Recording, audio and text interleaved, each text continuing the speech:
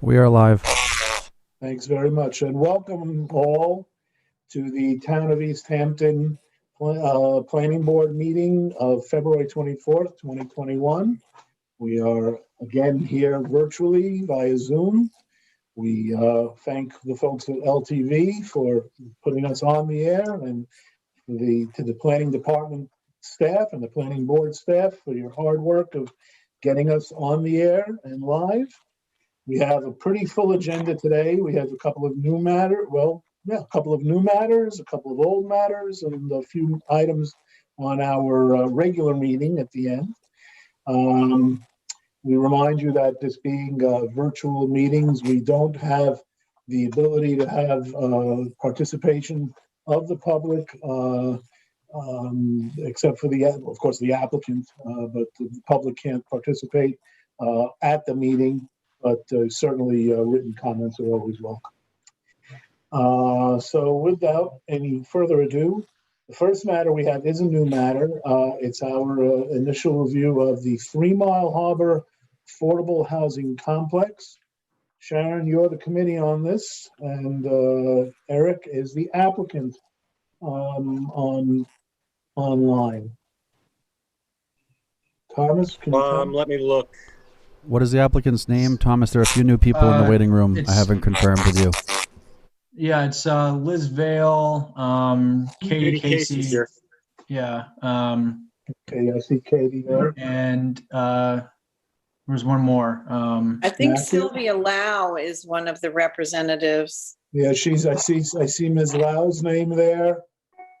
I see, Do you see Allison Giosa from Georgia Green? No. no. She's coming in now. Someone named Jay Sessions. There's There's Allison. Just came up. Okay, and I'm waiting for Ms. Vale. I don't She's see joining. her. Okay, Matthew, are you with this application? Yes, I am their engineer. Very good. And we'll just give it a moment. There should also be a Dylan Graham from my office, if you don't mind letting him in if you see that name. Sure. Okay, there's Dylan Graham. And what was that? Was it children's? Thomas, TV if show? you don't mind, if I could just say these names to you. I have about 10 people in the waiting room. I don't know if they pertain to this. Go ahead. I have a Chris Frederick. Yeah, that's a different applicant. That's Extonet. But I'll let him in. Yeah, sure. Well, Christopher they'll be Fisher. waiting. Yeah, that's Extonet. Dave Gallo. Project. Yeah, he's with Georgia Green on 3 Mile Harbor. Okay. Elizabeth Vale. She's joining. Just a second. I'll try her again. Jennifer Check or Chalk. Jennifer's with the architect on 3 Mile Harbor. Okay, thank you. Karen Kim.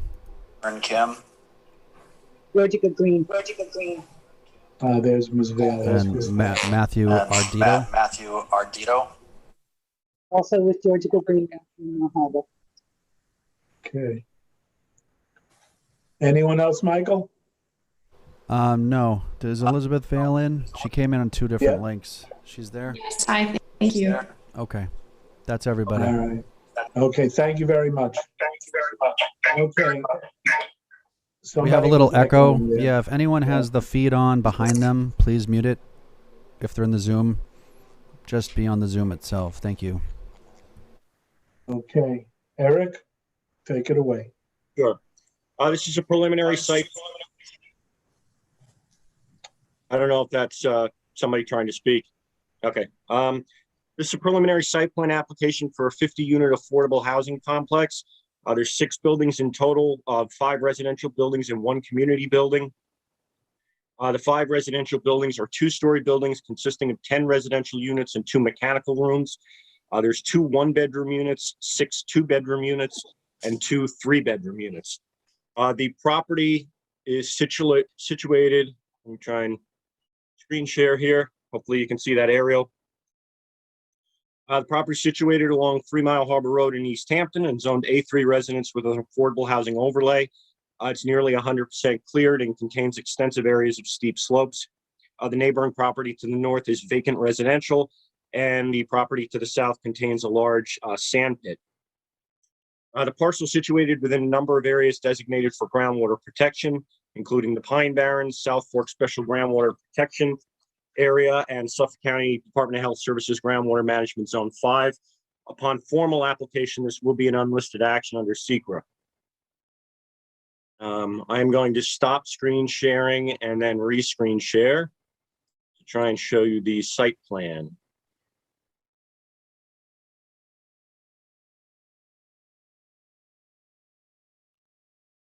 As a preliminary site plan application, this is a one-time review by the planning board to discuss the general concept of the project. One of the principal issues is the general layout of the complex. The plans that have been submitted illustrate 5 multi-unit buildings located in the middle of the property with a peripheral access road and parking. Also proposed are a community building and a wastewater treatment plant. Eric, can I just interrupt you 1 second? Sure. That drawing, right, the site plan there does not actually show the full length of the lot, right? Yes, that's correct. Okay, so because I just want everybody to know that there's probably an equal amount of open space at the other end that we're not seeing. That's all.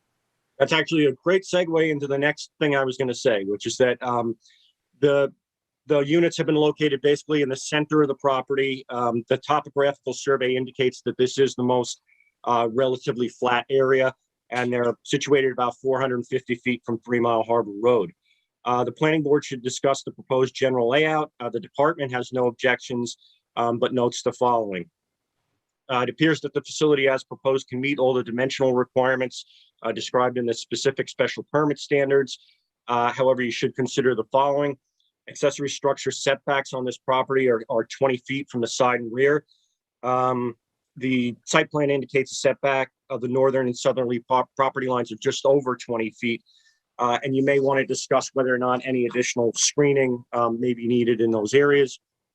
Additionally, and I'll zoom in a little bit here if I can.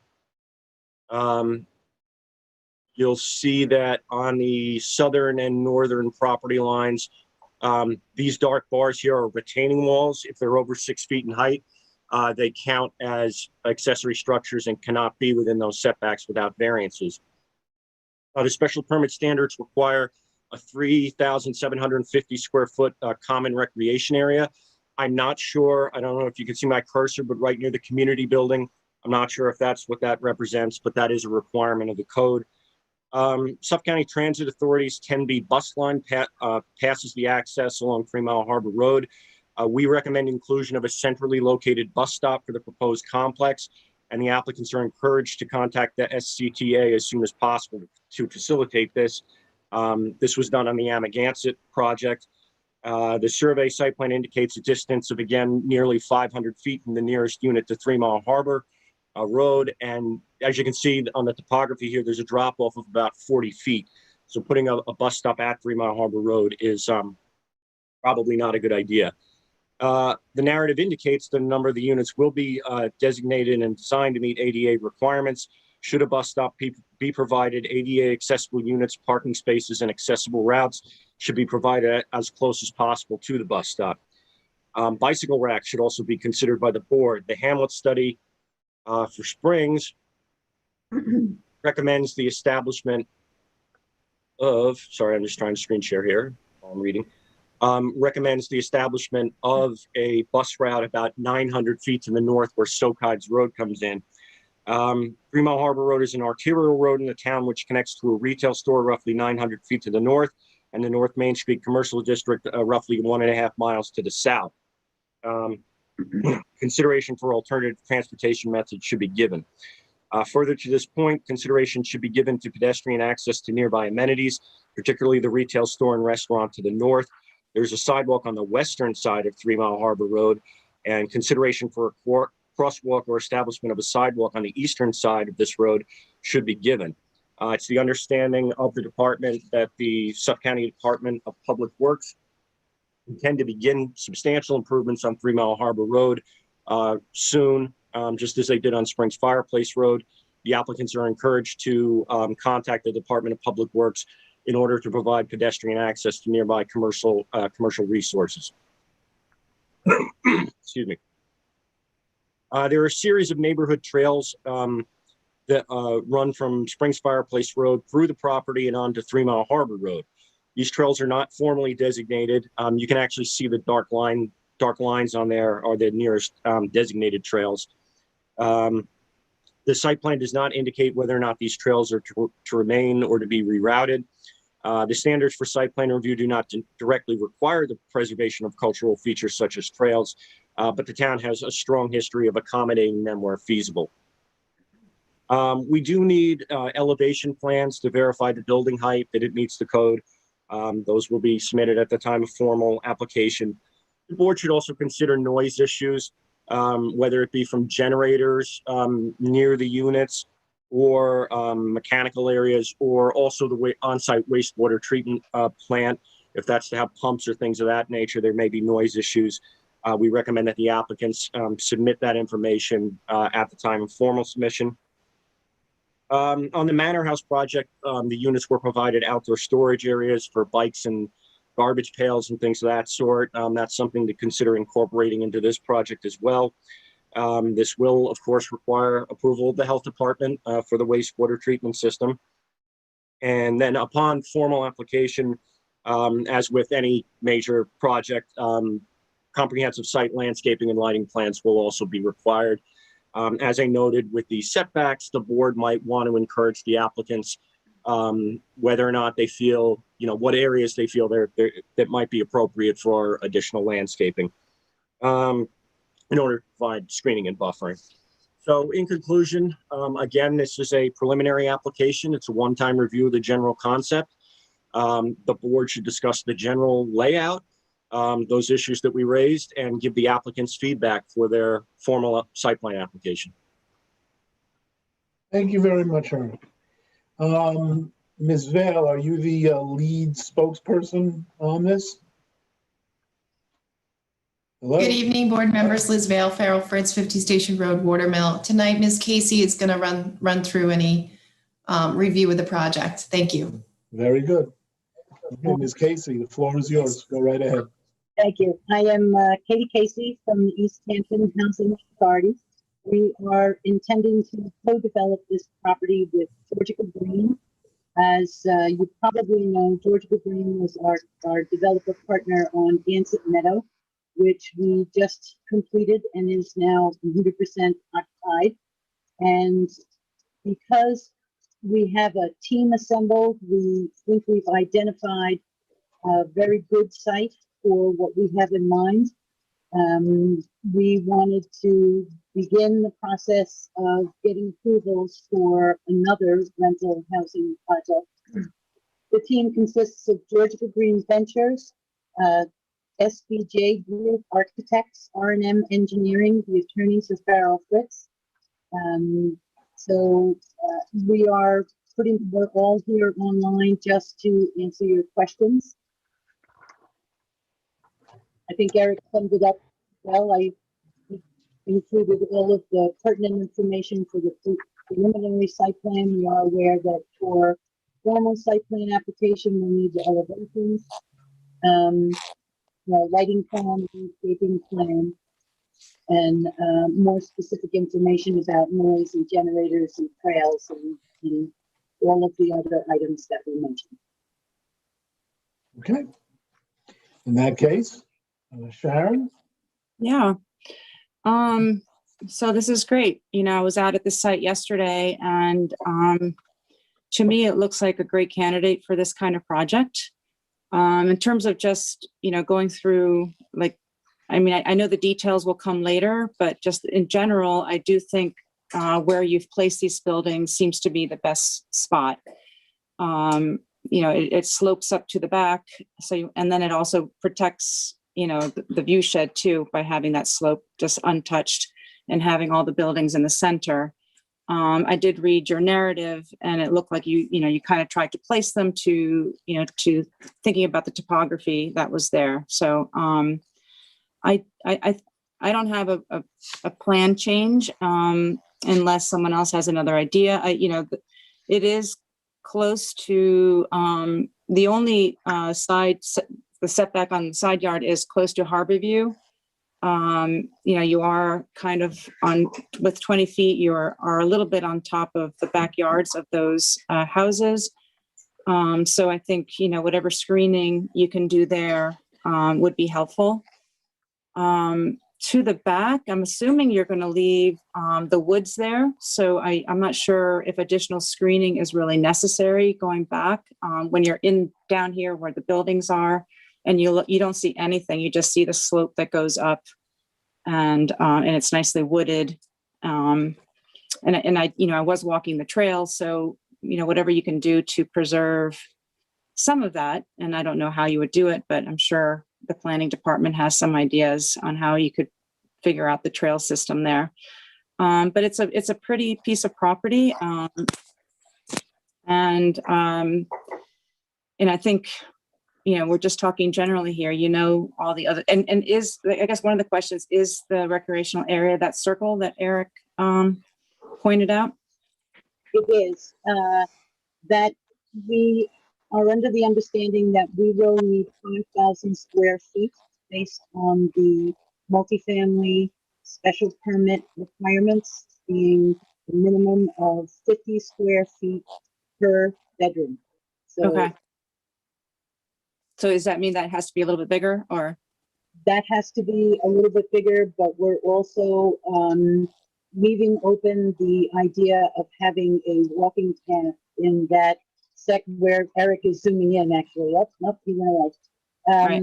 On the northeast corner of the property, if we were to put in an ADA walkway that would meander so that the slope is ADA compliant. Mm-hmm. Understanding that that falls under recreation. So that's also a possibility. Okay. And I do think looking into the idea of a bus stop is a great idea, and obviously pedestrian friendly bike racks. I think all of those are really great suggestions. And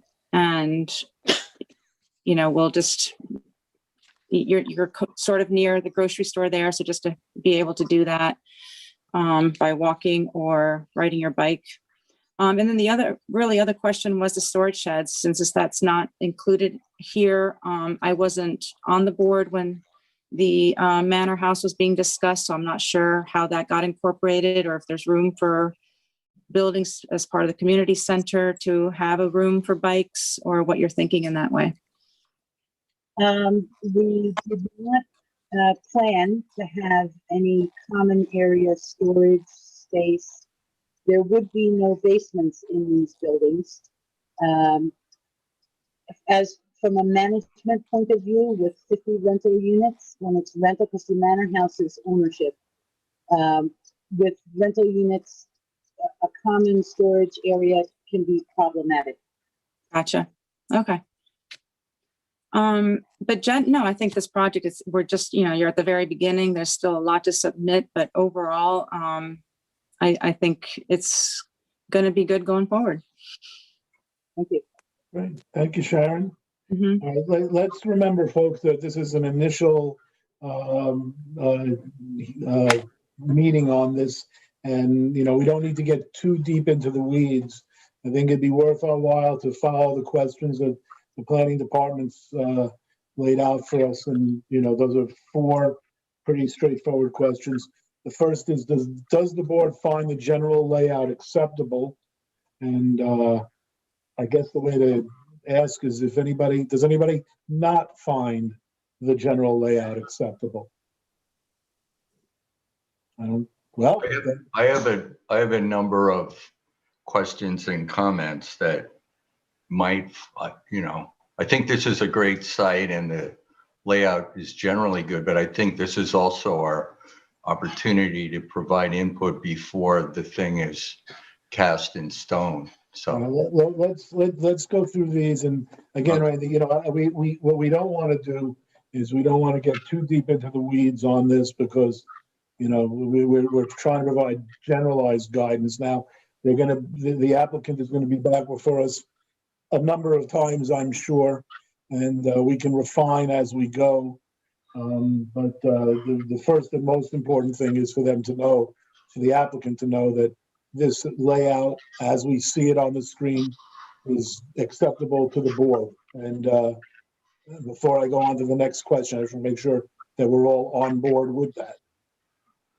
Sounds like we are. So should there be additional screening provided on the northern or southern lot lines? How do we feel about that? Does anybody disagree with the idea that there should be additional screening provided?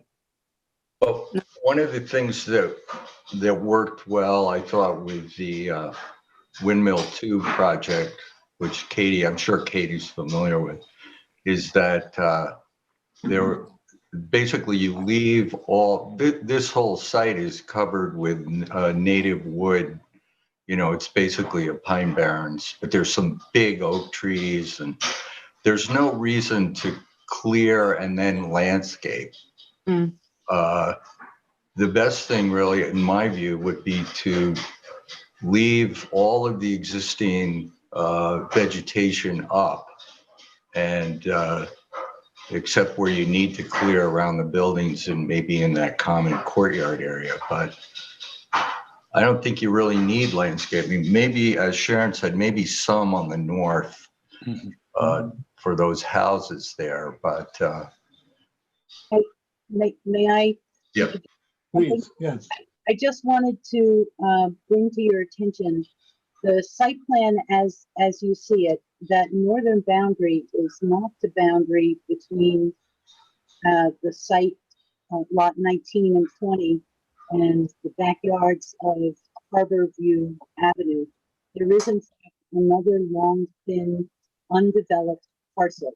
So when you're looking at the site plan, it looks as though we're within 20 feet of the backyards of Harborview, but there is actually, it's a little smaller and further away than the site plan might lead you to believe visually. Can I just interject with two things? First of all, can you see the aerial photograph now? Yes, thank you, Eric. Okay. Yes. It's buffering. It's fuzzy right now. And then also, I probably should have put this in the memo, but not only consideration in terms of screening to protect the neighboring properties, or buffer the neighboring properties from the development, but also, as I noted there, and as everybody knows, there's a very large active sand pit to the immediate south, and it may be beneficial to the affordable housing complex to have some kind of more dense screening, whether it be fencing or, just fencing, or also evergreen vegetation or something to that sort. Maybe even like a sound wall or something, just to protect the people living in the complex from potential noise and wind, dust disturbance from the sand pit. So just wanted to throw that out there too. Eric, let me ask you, who owns that strip between the applicant and the houses on the next block? It's a private, it's privately owned. Okay. You can see the name here on the county records. So yeah. Is it one single owner all the way to the end? Yeah. No, it is not. I believe that it cuts off right here. But I think it's the same owner. Okay. No, it's not. That's part of the sand pit. Okay. Very good. All right. Eric, how wide is that lot? Yeah. Oh, let's see.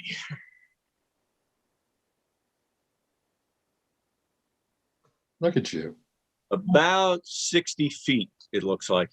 Okay. All right. Very good. Well, Sam, in terms of layout,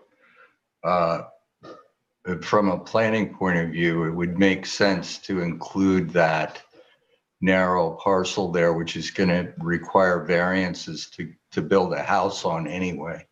It would make sense from a planning point of view to include that somehow in this project. That's why I asked who owns it. Yeah. And so there's been discussion at the housing committee level about that being a good idea. And the question is really who would buy it, the applicant, or the town, or somebody else. And we don't even know if there's a willing seller. But from a planning and design point of view, there's no question that it would really make it a much, it would fit in the community much more if there was that big buffer strip in there. Yeah, but right now, what we're dealing though is with the, you know, the application, the applicant's parcel that we've got. Right. That's an issue for another day and another forum. So, I mean, it goes to Katie's comment that that they are 20 feet from that vacant lot. yeah.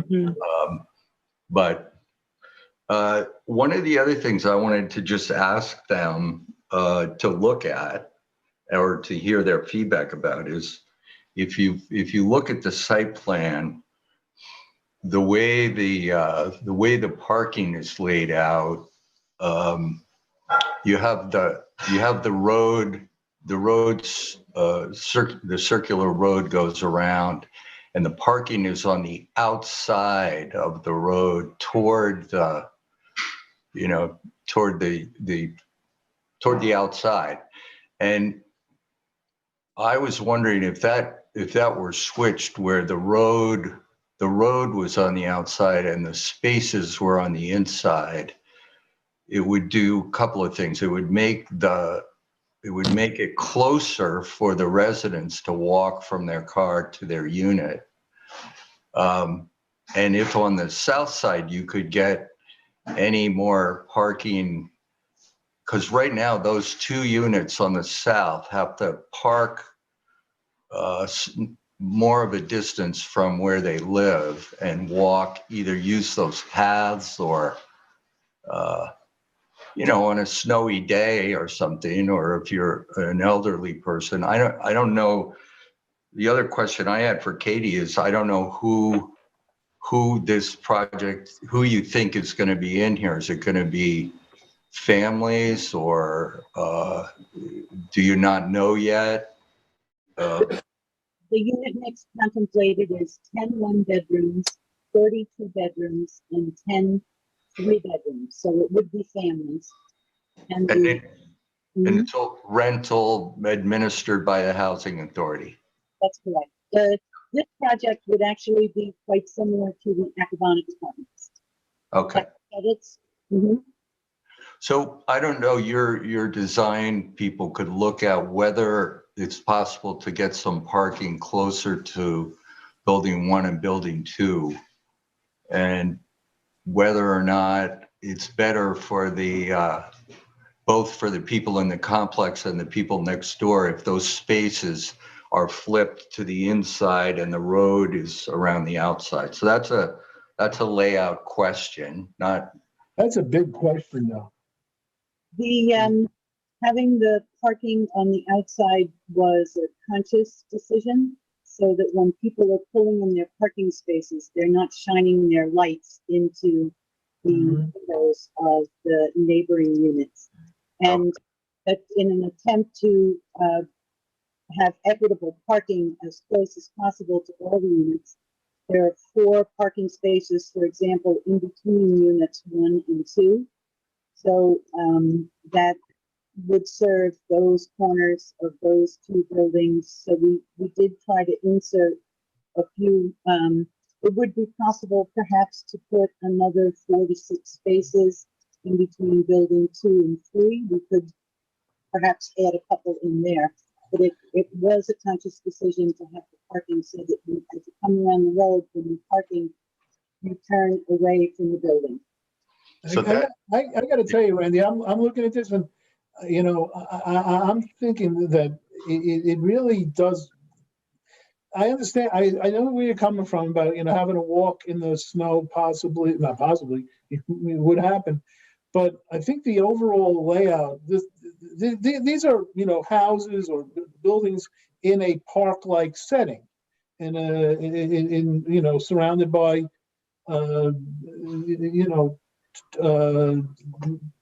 natural features. And I think putting the cars right up against it, I just don't. I don't know. I don't think it's okay. It's well. just That's the matter. It's an aesthetic thing, you know.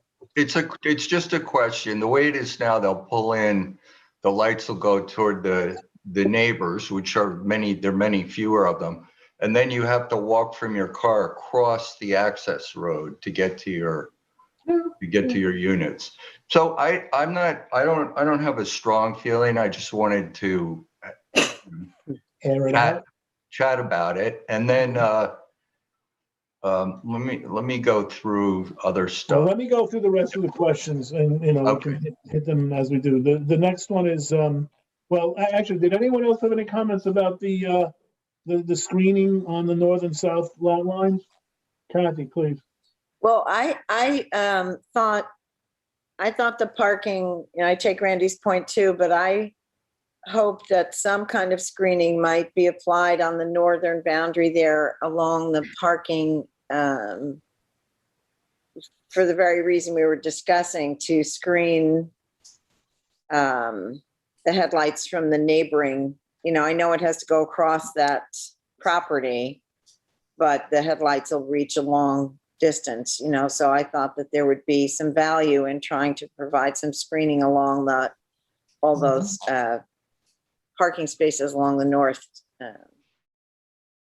for that reason. Anyone else on that?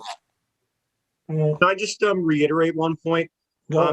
Just to Katie, those retaining walls are within the 20-foot minimum required side yard setback. And you can see it on this site plan. And if you've been to the site, the drastic topography changes. I do strongly suspect that in some areas, they're probably going to have to be higher than 6 feet in height. And that would necessitate a variance, which obviously you want to avoid. So do look into that. And, obviously there's not a big distance, difference between those retaining walls and the parking spaces, but you may need to just, pull the site in like 5 feet on each property line. But just keep that as a heads up when your engineers are designing the formal plans. Okay. All right. If no one else has anything on setback, not setback, on screening. All right. How about, should a bus stop and/or bicycle racks be provided within the interior of the facility? I have a feeling that there's going to be unanimity on this. No, you don't have unanimity on that. We know. All right. Yeah. I think sometimes we go too far with, the distance that you have to walk. For God's sakes, it's 350 feet. I don't consider that to be overly burdensome to walk. I think the point with that, Lou, is that it's so steep there that anybody who has disabilities would have a tough time navigating that road to get out to the street. I think that's part of the reason for the suggestion. Right. Is that, it's quite steep going in and out. It's not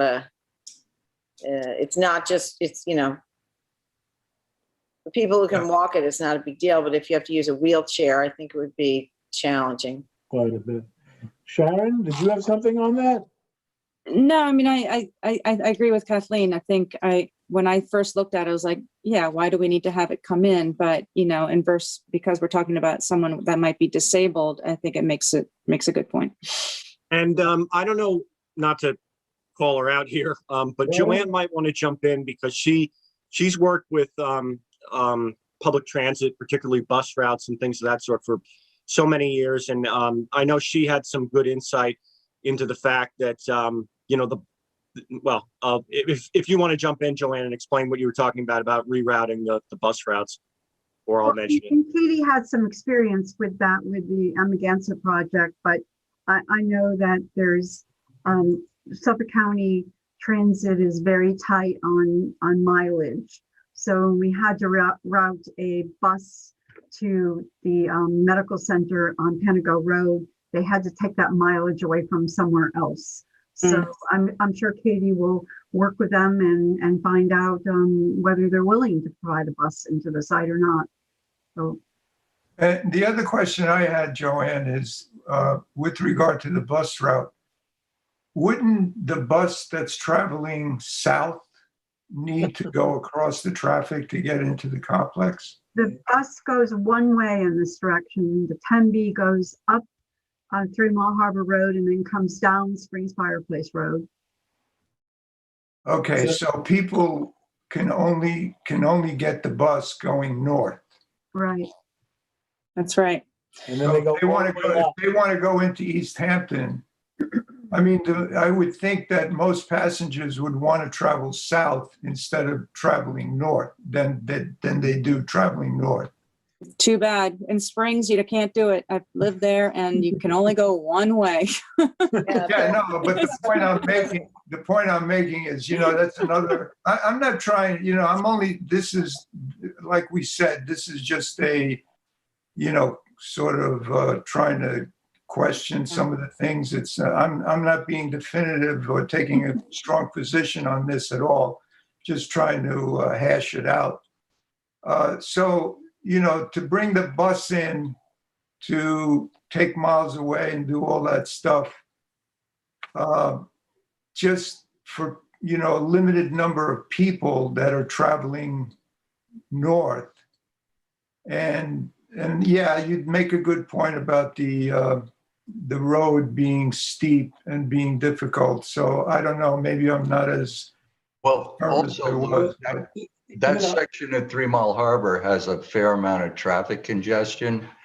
And if you put a bus stop on 3 Mile Harbor Road, it's just going to make it worse. Oh, okay. Well, that would be another good reason to bring it in. Okay. It's great for going home, but it's not so great for going down to town. So, you know, because of the way the bus travels in only one direction. But I think it's worth the applicant looking into it and see. Yeah, definitely. I agree with that, Sharon. Yeah. Does anyone else have anything on the bus issue? Anyone else? Okay. Let's cover the last issue, which is the storage, and then we can open it up if there's further questions.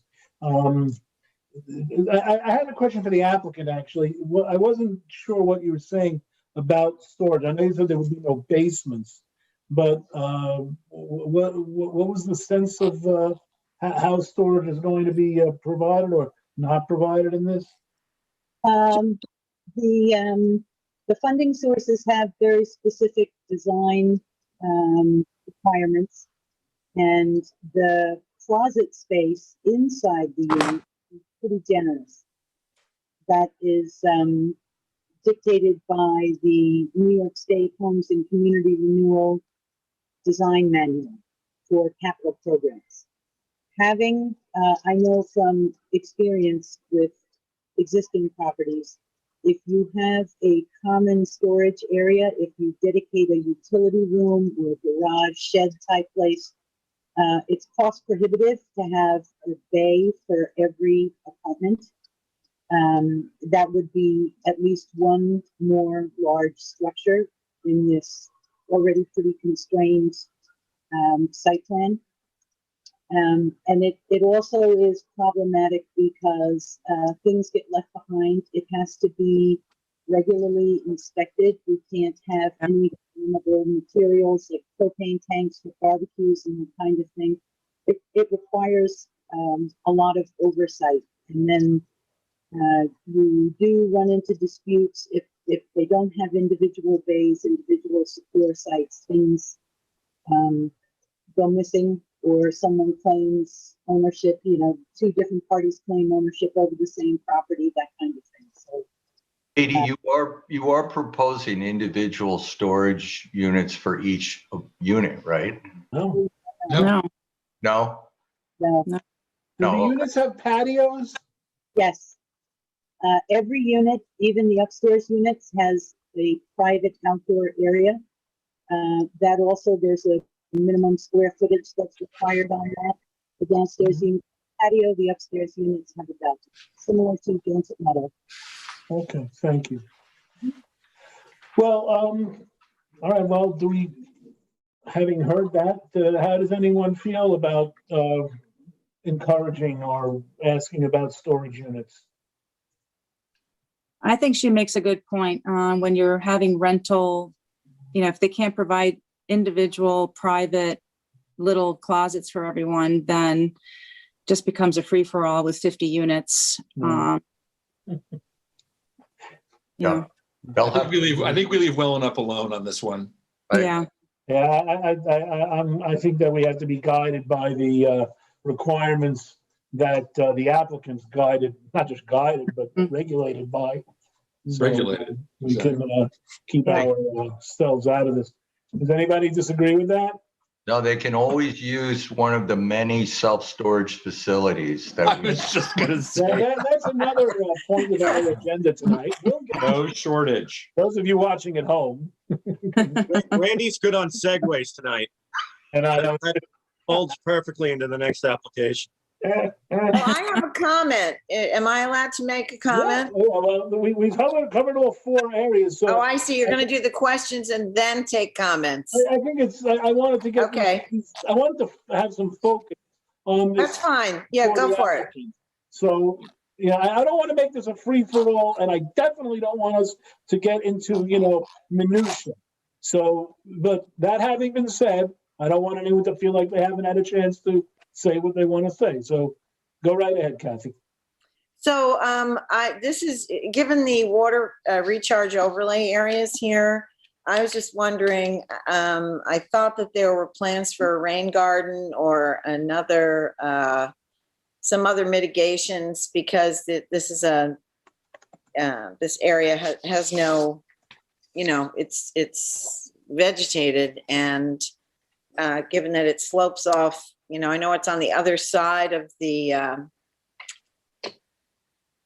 the wetland there, I'm forgetting the name of that creek, but I thought that there, especially on the steeper slopes where the roadway, where the roads and meet, that it would be helpful to have some,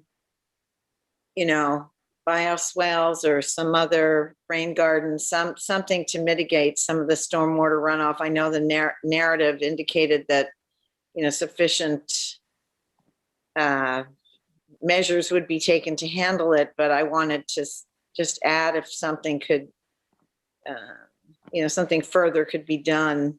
Yeah, because see it, and it all goes down in that direction toward the west. So I just, this is an uncleared area. It just seems to me, I would ask the applicant to, investigate options there for that.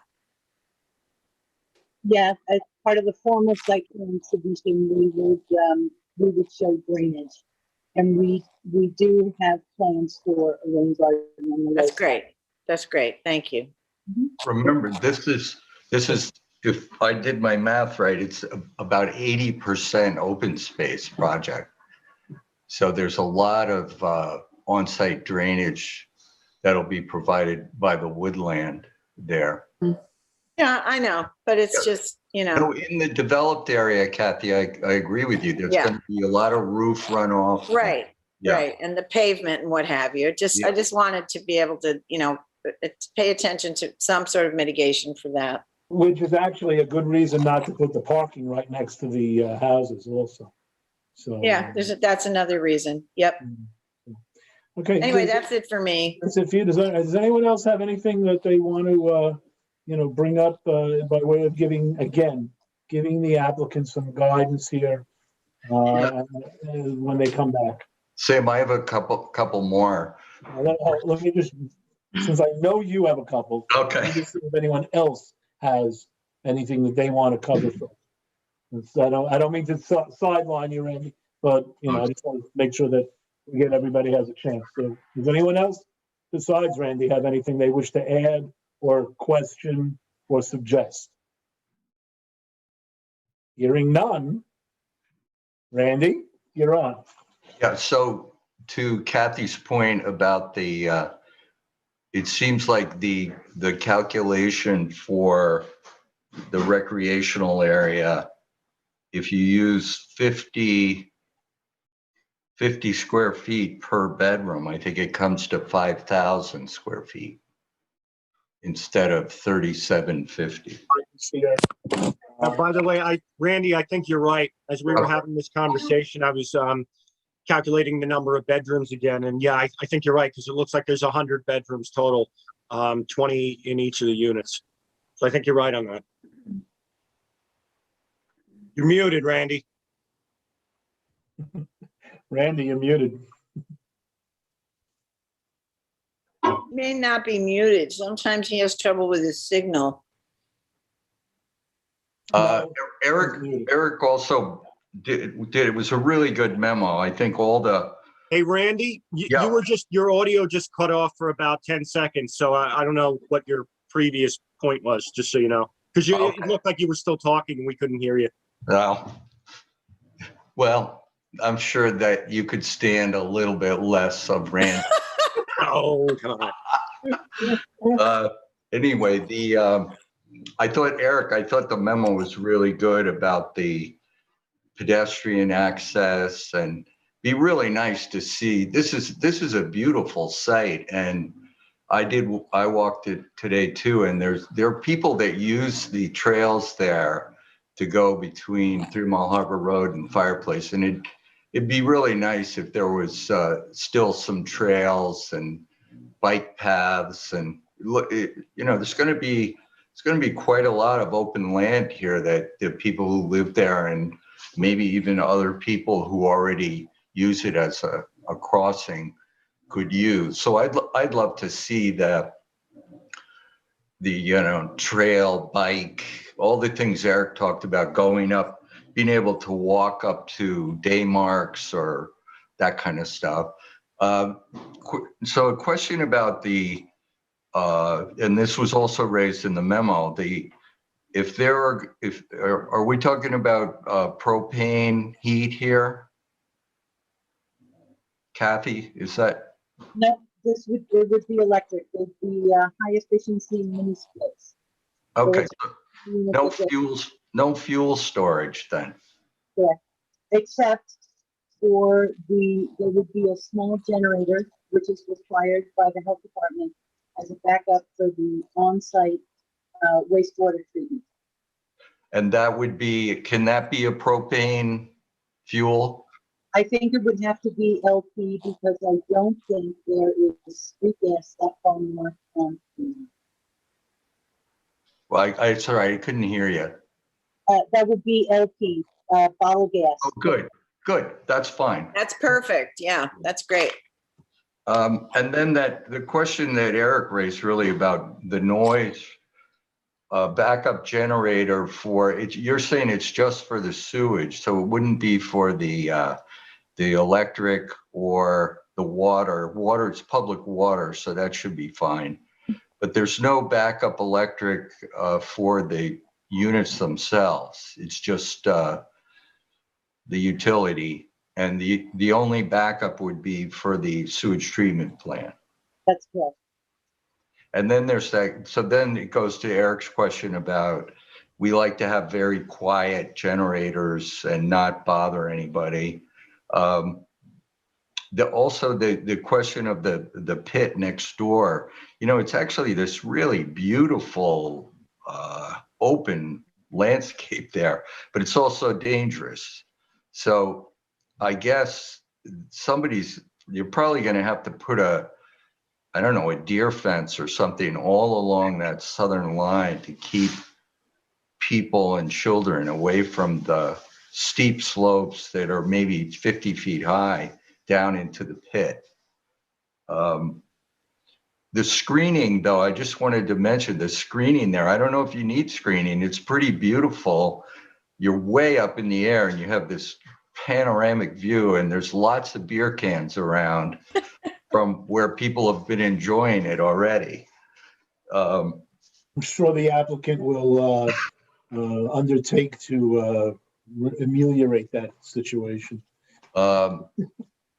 Let's see if there's any. Yeah, again, the site plan shows about 100 feet of clearing back from the entrance road, and it shows street trees. The street trees can be nice, but I don't think you need to clear any of the native vegetation back from the road.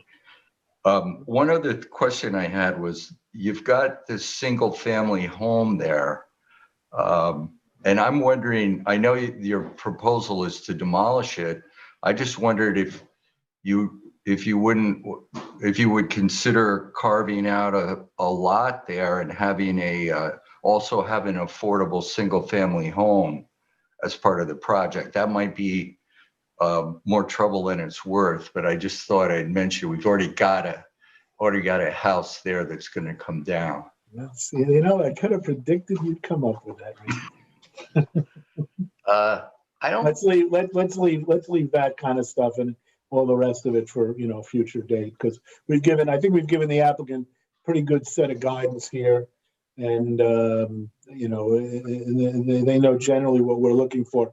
They're going to have a lot of work to do in terms of getting the site plan, you know, moving it along, but I think we've given them a pretty good framework. I don't know if Ms. Casey, if you feel like you need any more information from us at this point. Not right now. This has all been very helpful. I appreciate your taking the time to look at it and give us some feedback before we get deeper into engineering. Okay. We'll look forward to working with you on this. Randy, I don't think you had anything else, did you?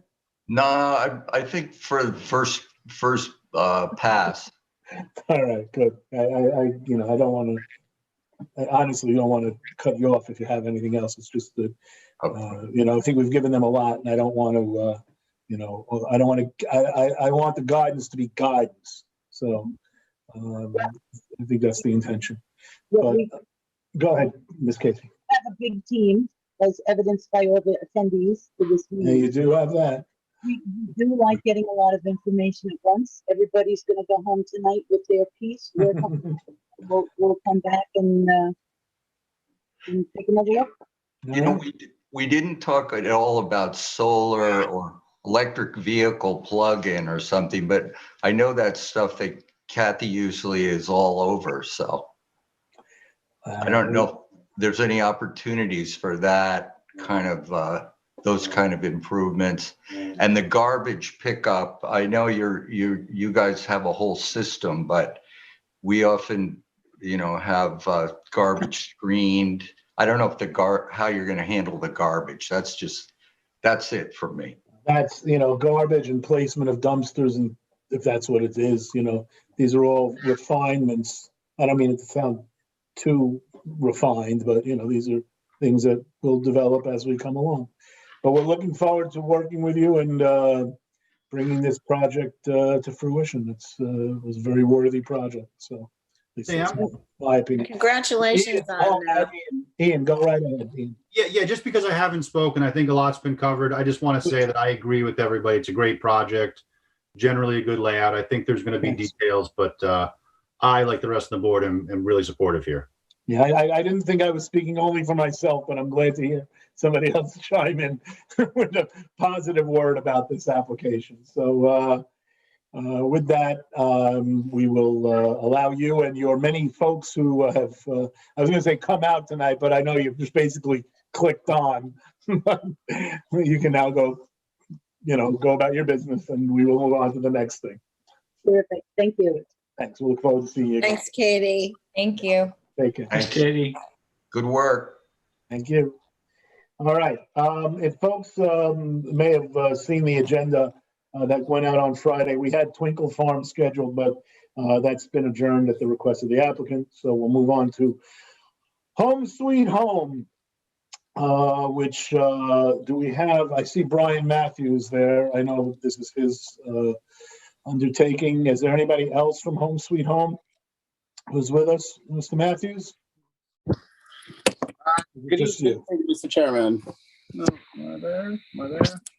Yeah, your name is there, but your face isn't. Well, I think it's saying that the host has disabled my video. There we go. It's setting up right now. Sorry about that. Here you go, Brian. All right. There I am. It's good to see everybody. Anybody else? Yes, we have. I believe we have Mark Pilata from Key Civil Engineering. He should be on the line. I see a phone caller with the caller ID pertaining to that. Chair, I can unmute now if you'd like. Please, yes. Let's have Okay. that. The last four digits of that phone are 0506. I'll unmute that now for the caller's sake to chime in that that's him. Good.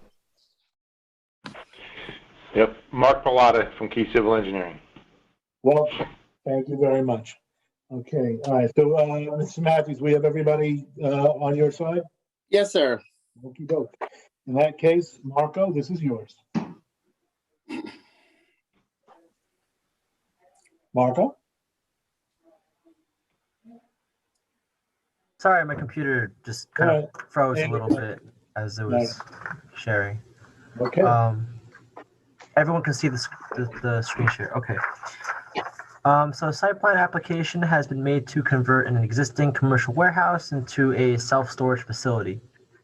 The revised plans seek to add additional stories to existing structures, increasing the gross floor area from 27,810 square feet to 56,728 square feet.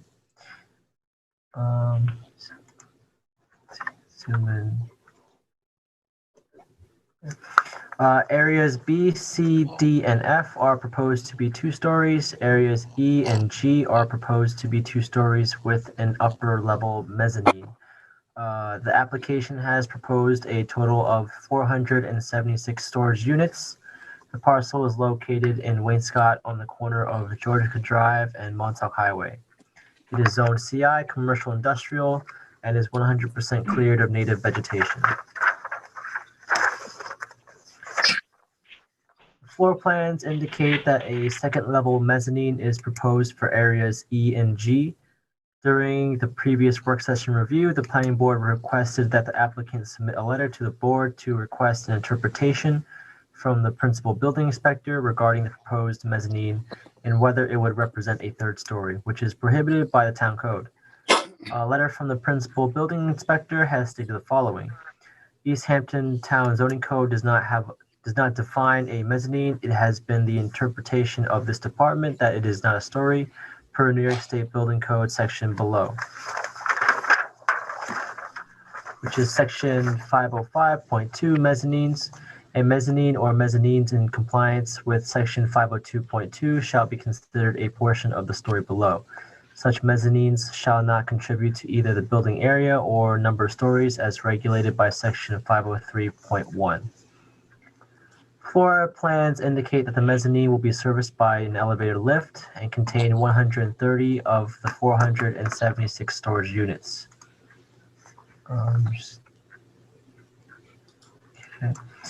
As previously mentioned, the building is considered to be a non-conforming building with respect to zoning. The proposed elevator lift includes the construction of an elevator tower, which is proposed to be 36 feet and 6 inches tall. As per Chapter 255-1-42, non-conforming buildings and structures, the expansion of a non-conforming structure which lawfully exists on a non-conforming lot may be enlarged, provided that the degree of nonconformity is not thereby increased. The increase in the degree of nonconformity includes the increase in any portion of a building or structure located above the maximum height permitted. The maximum height permitted in the CI commercial industrial zone is 35 feet. The applicant should reduce the height of the elevator tower to be within the degree of nonconformity. Otherwise, the height variance from the ZBA would be required. The proposed mezzanine and mezzanine elevator access area will consist of 7,639 square feet. The site plan has illustrated that 3 external unenclosed staircases are to service a 3rd floor. The notations should be revised to be consistent with the depictions on the building/architectural plans. Self-storage is not a defined use under the town code. However, previously approved self-storage facilities within East Hampton and the definition of the use from other municipalities can provide guidance in relation to parking. The Twin Forks Moving and Storage Site Plan provided 13 spaces for roughly 79,000 square feet of mini storage, around 1 space per 6,000 square feet. This aforementioned application stated that 2 or 3 people will be in the office during 9 a.m. to 5 p.m. Monday through Friday. The town of Brookhaven and the town of Southampton require their self-storage facilities to have 1 space per 2,000 square feet of gross floor area. However, the board should consider the parking that has been previously granted within the town of East Hampton. In contrast, Home Sweet Home proposes 6 spaces and a handicap space for 59,728 square feet, or 1 space per 8,104 square feet. The applicant has noted that there will be a minimum of 2 employees located during working hours. There are 3 additional truck loading spaces that the applicant has stated customers can use to park and offload belongings.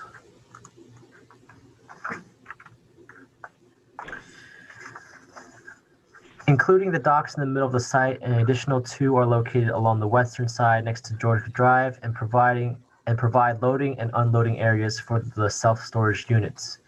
These loading docks on the western side currently operate close to the right-of-way of Georgia Drive, and the loading and unloading activity will likely necessitate parking in the street right-of-way. A combination of the neighboring gas station and increased commercial activity of Home Sweet Home may cause potential conflicts in traffic flow. In addition, patrons may be inclined to temporarily park their vehicles on the side should the parking lot be at maximum capacity. No new plans regarding the applicant's parking details have been submitted, as the planning board requested a determination of the proposed mezzanine that may have impacted the number of parking spaces required if it had been determined to represent a floor. The applicant has provided a letter with supplemental information from Key Civil Engineering detailing the average number of trips during peak hours on weekdays and weekends. Based upon the ITE trip generation manual, the proposed facility will have an estimated 11 vehicle trips per weekdays and up to a peak of 18 vehicle trips for Saturdays. The first initial letter estimated that the subject facility is to have a peak parking demand of 5.67 on weekdays and 5.11 spaces on weekends. Given the site's location and seasonal peaks, additional parking may be needed. Full-time employees could also reduce the number of available spaces by 2 for a total of 5 spaces. It is noted that the current operating business does include a small number of company commercial vehicles that park in the parking spaces and in loading areas. It is unclear if the new commercial operation is to maintain the additional company vehicles, which could also reduce the number of available spaces. Comments from the Chief Fire Marshal David Brown, dated November 17, 2020, has stated that the project is ADA compliant and sufficient or not relevant to necessitate further review for fire protection purposes. Additional comments dated December 30th, 2020 has stated insufficient toilet facilities can only be 1 floor above or below. The applicant should address the comments provided from the Chief Fire Marshal. The Planning Department has also noted that 2 of the storage units on the first floor level, on the first level floor plans would be inaccessible due to their positioning. No existing or proposed sanitary plans have been submitted for the application at the time of submission. The enlarged building will increase the sanitary flow of the lot and will trigger the requirement for an upgraded sanitary system in following with Chapter 210-3-2, subsection B, Part 5 of the Town Code. Given the age of the lot, it is highly likely the sanitary system is not a low nitrogen septic system. It is noted that there is limited space in which to locate a new low nitrogen septic system. The applicant should provide existing and proposed sanitary waste flow calculations and depict an upgraded sanitary system. No new information regarding landscaping has been submitted as of yet. A summary of the previously reviewed information is located within the memo. Similarly, no new information regarding the applicant's lighting plan has been submitted. The applicant's lighting plan includes a key to the proposed fixtures that indicates the lighting will be fully shielded and at a maximum of 3,000 Kelvin. The Planning Department recommends that the applicant submit specification sheets from the manufacturer's website or brochure to substantiate the specifications.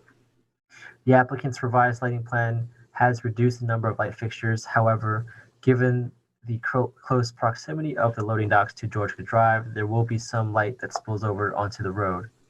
The lighting plan shows that the light levels near the western loading docks will be 0.9 and 1.7 foot candles.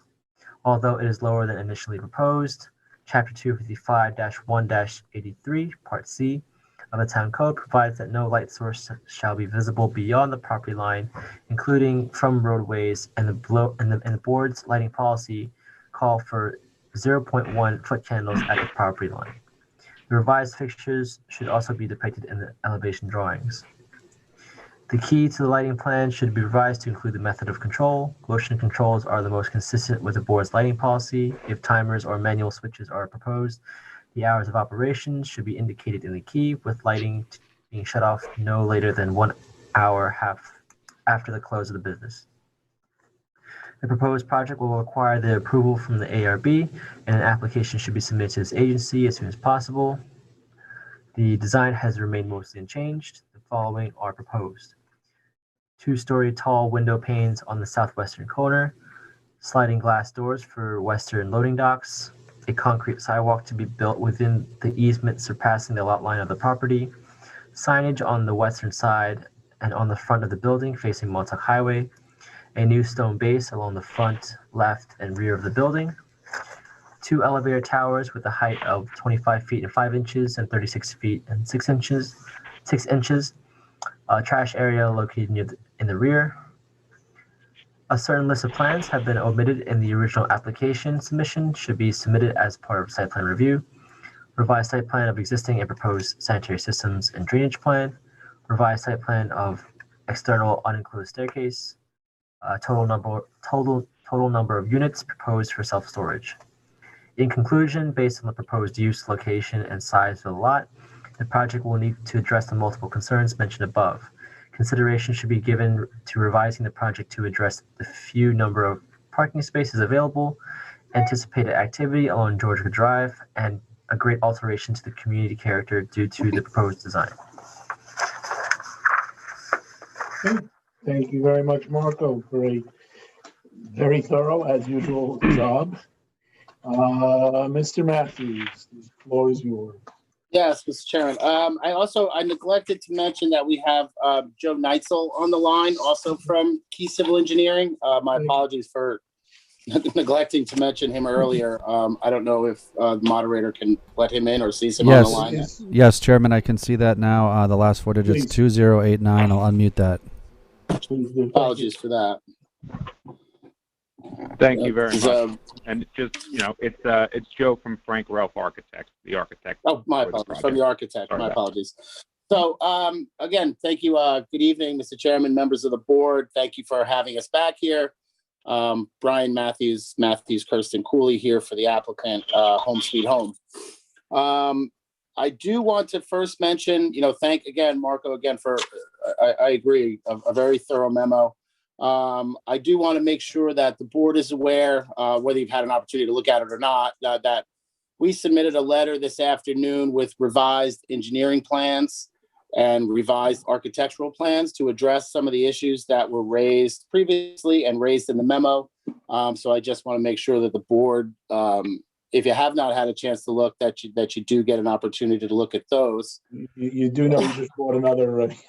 You're going to have to come back because I know I haven't looked at it yet. Yeah, no, that's okay. I think we're. It was always our hope that we would be able to move on after this one, but I understand. We got the memo on Friday, and turn them around as fast as we can, but that's okay.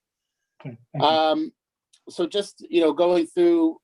And I don't have a tremendous amount of original speeches to give here. So, which is unusual for me sometimes, but, we're happy that the building inspector determination came out the way that we were hoping and the way that we expected it to. And I know that was from our first time on many months ago. That was, for obvious reasons, a central decision for this board. Prior to looking at a lot of these issues going forward, the parking, the septic was really all going to flow from, well, what's this threshold issue, and does this 56,000 square feet work? And so we're glad that the building inspector came down and ruled that this is not a 3-story building. So we think that issue has obviously been addressed. Turning to the issue of the parking, you'll note. And again, I understand if nobody's going to be able to see them. While we were and remain of the opinion that the parking as proposed was sufficient, given the supplemental parking analysis that was submitted. If you look at the revised engineering plans that were submitted today, you will see that we've added 3 additional parking spaces in the rear of the building. So that brings us to, by my count, a total of 9 spaces, plus 1 handicap space, plus the 3 truck loading areas that we've all mentioned before, we believe we'll be able to use for parking, for loading and unloading. And just to address an issue that was, or a question I should say, that was raised in the memo, this change in the use will not have any, company vehicles like the moving and storage business does right now. So that space will be available. So if you do the calculation, at least by my math, if we have those spaces and you allocate, even not including the handicap space, because you want to make sure that that's open for people who need to use it, that if you go by count those as 12 spaces, by my count, that brings us to 1 space for every 4,727 square feet, which certainly brings us well in line and well under the requirements that the board has had previously, and including well under the Twin Forks requirement of 1 space for every 6,000 square feet. So, we think that we addressed, taken to heart and went back and looked to see what we could do to improve, address some of the board's concerns, and we believe that we've done that. The next issue, taking these in no, particular order, the next issue with regards to the septic, the plans, the upgraded septic system is something that the applicant is applying for. It's been on the plans for a while, and we didn't discuss it for obvious reasons because we were addressing this threshold issue. But it is noted, and the parking spaces, just to be clear, are noted on page C1 of the revised engineering drawings. And the septic, you'll see the updated system is on page C3 of those engineering forms and engineering plans. And so that the applicant's in the, we waited to see where the mezzanine issue came down as well. But that's an application that's in process to be submitted to the county. So we think that, obviously that should address another significant concern of the board. If you look at both the engineering plans and the architectural plans, you'll see that the elevator tower, they've cut off, and Mark can talk more about the parking issues, and Joe can talk more about the tower, but that's been cut down from the 36.5 feet to the 35 feet to meet the requirements of the town code. And Joe can also talk further about one of the issues that was raised in the planning memo was the Fire Marshal Brown's comments about 2 of these storage units being inaccessible due to their position. Those have been reconfigured to address that issue. The lighting spec sheets are something that we'll get and submit to the board for its file. And with respect to the ARB application, this was filed as a joint site plan ARB application. So that application's in, and we're kind of just waiting for the referral and the go-ahead to start moving forward on that phase of it. I think that's all I have for myself at the moment. If the board, I don't know if Mark or Joe want to weigh in, or if the board has questions for us that we can answer, maybe that's a better way to go forward, but I'm happy to do whatever the board prefers. Well, if your engineer, your architect want to say anything, let's hear from them first before I turn it over to the board. Do they have anything? I don't really have. This is Mark Pilata from Key Civil Engineering. Regarding the parking, Matt pretty much summed it up. We've added 3 stalls. And if you just, not even counting the 3 loading dock as parking spaces, that would be a total of 10, which would give us a ratio that is well under what was approved previously by the board. So I think he basically summarized it clearly. I have nothing further to add. Okay. All right. If there's nothing else from the applicant's side, then I'm sorry, was there? Yes, this is Joe Neitzel from Frank Ralph. I'd just like to touch on one point, if I may. Please. In the memo, the fire marshal noted that additional bathroom facilities would be required, and based on the interpretation provided by the building official, that highest level in the rear of the facility is a mezzanine, and therefore bathroom facilities are not required at that level. And a note has been added to the architectural plans on sheet A100 outlining the code section and the reason that additional restroom is not required. And thanks very much. I appreciate that. And if there's nothing else on the applicant side, then Kathy, this is your application, right? Yes, it is. Then take it away.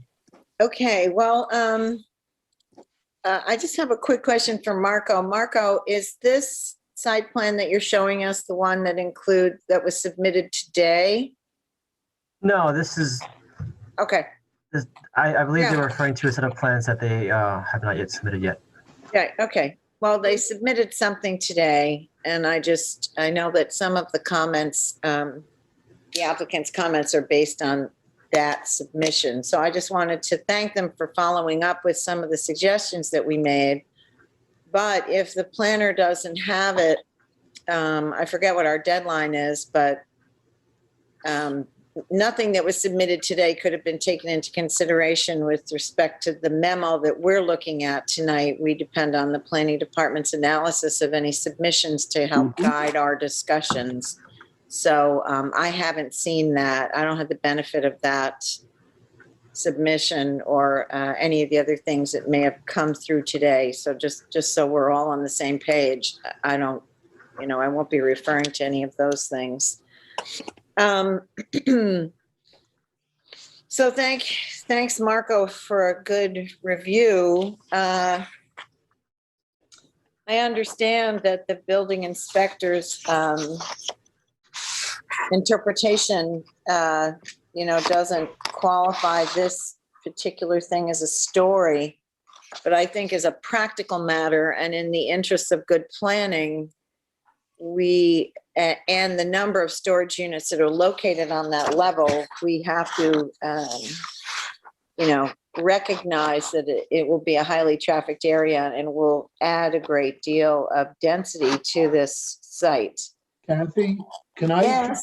Yeah, I'm sorry to interrupt you, but since you say that, I'm not looking to, pick a side or say anything, but I don't know, reading the building inspector's response, that she necessarily came down one way or the other on this. Because if you look at my letter to the building inspector, I said specifically the planning board requests that you review the attached letter from the applicant's consultant and determine whether the mezzanine that the applicant is proposing would be considered a story under 255-1-20 of the town code. And then the response that we got back was that in response to your memo dated January 15, 2020 for a determination with respect to a mezzanine for the above referenced property, goes on, East Hampton Town Zoning Code does not define a mezzanine. It has been an interpretation of the department that it is not a story per New York State Building Code section below 505.2. And it says a mezzanine or mezzanines in compliance with 505.2 shall be considered a portion of the story below. Such mezzanines shall not contribute to either the building area or number of stories as regulated by section, close quote. If I could be of further assistance, please contact me. And what I don't get from the building inspector's memo is, okay, it's not part of the town code. They're looking to the state building code. The state building code is, a full page of qualifications for a mezzanine to be approved. It involves area limitations, and there's 3 separate sections. And I don't believe we have a response with respect to whether or not, okay, it's under the state building code, whether it's a mezzanine or whether the mezzanine is a story or not. She may very well say that it is, but in reading the response, I don't get that. Okay. Can I jump in? Oh, sorry. Okay, well, I agree with you, Sam, but I just don't know how to assess it for the purposes of this discussion. I mean, if we're meant to apply the state standards for a mezzanine, well, or do we need an interpretation from the state to be able to? but what I'm getting at, Kathy, on this is that I don't know that we're supposed to be making. We asked for a decision on this, and we got. There's another law. What I didn't get was, yes, this complies with that other law. Now, maybe that was implied. I understand. I would expect that that's what the applicant is going to say, but I don't read that in the response. Okay. Can I jump in there for 1 second, Mr. Chairman, on that issue? Well, Kathy, I'm sorry. This is an important issue, so I'm going to let, if you don't mind, I'm going to let Mr. Matthews. No, go ahead. Yeah, Let's get it figured out. I appreciate that. So, I mean, I think, well, first, if I'm understanding you right, one of the first things that I think is critical to point out is that while it's the town code does not define mezzanine, and she references the definition of mezzanine in state building code, the state building code is incorporated into the town code. And so it is part and parcel of it. So now I'll get to the second prong of that. If a mezzanine that is in compliance with the state building code isn't a story, then it's not a story for the state building code purposes, and it's not a story for the town code purposes.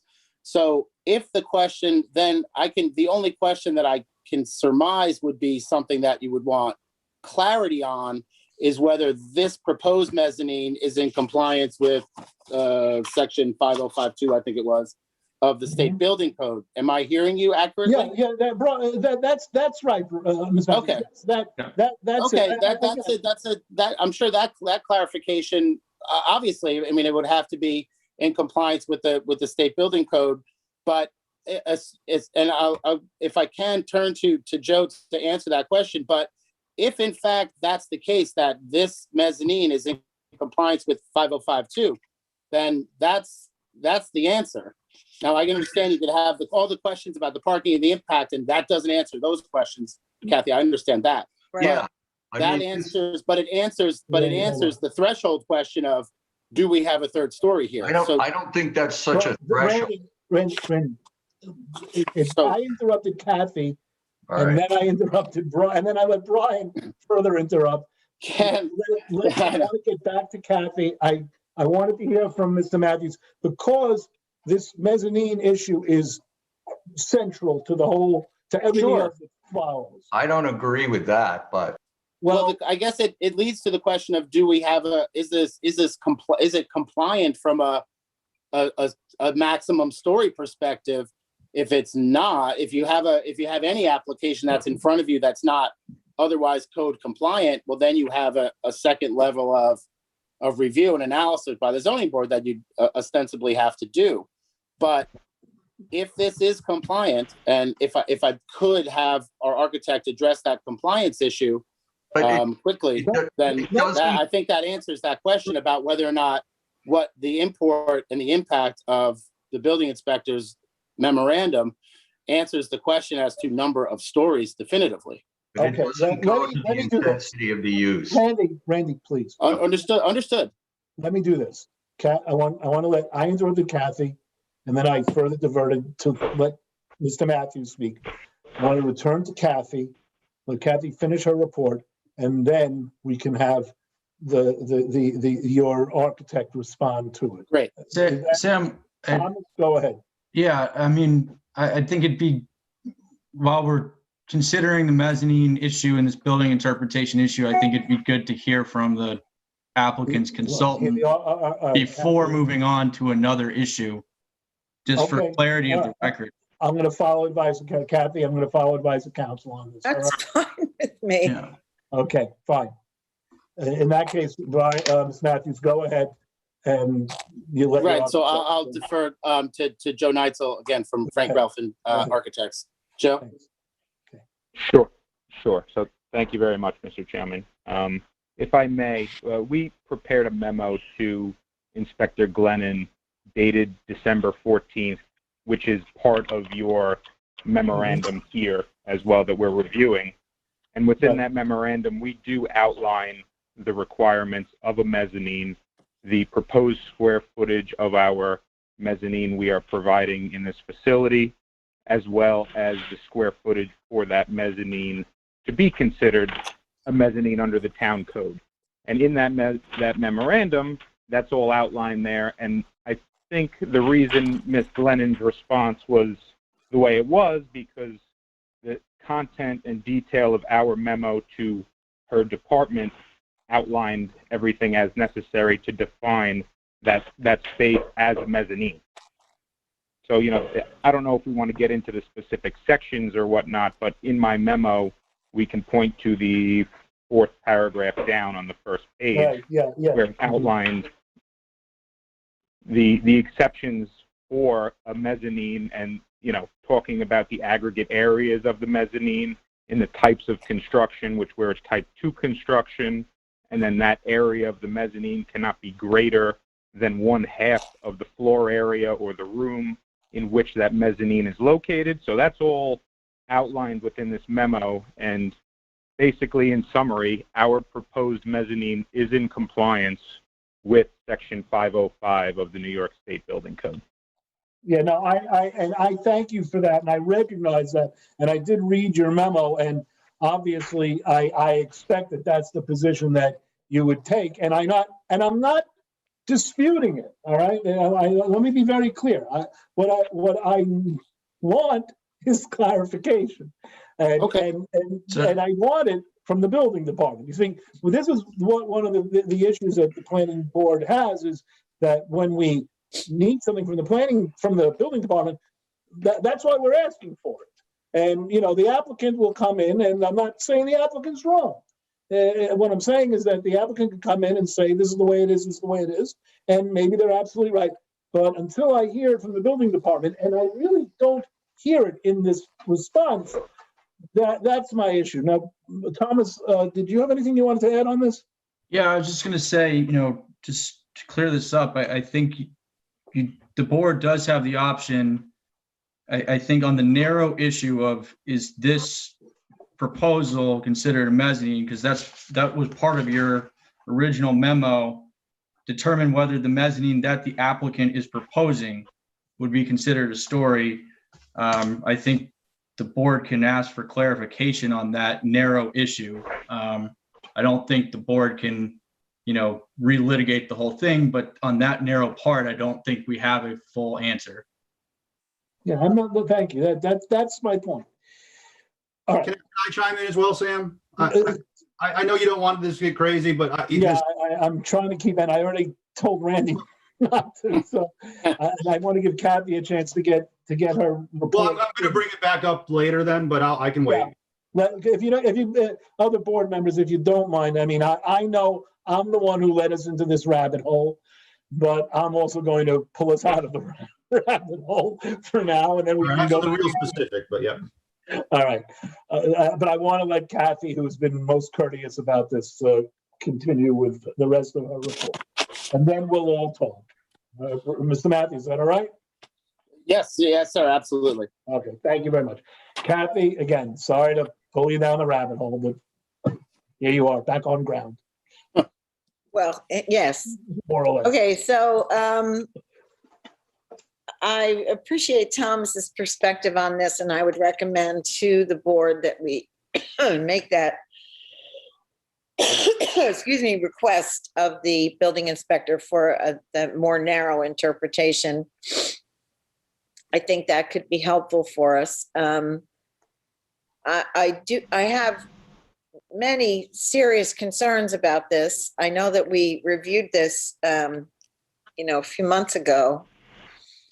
But excuse me, I just feel that the intensity of this use on this site, and because the code does not have specific guidelines for us for a self-storage unit, we have to go by our the other applications that we've seen, and there have been several of them since I've been on the board.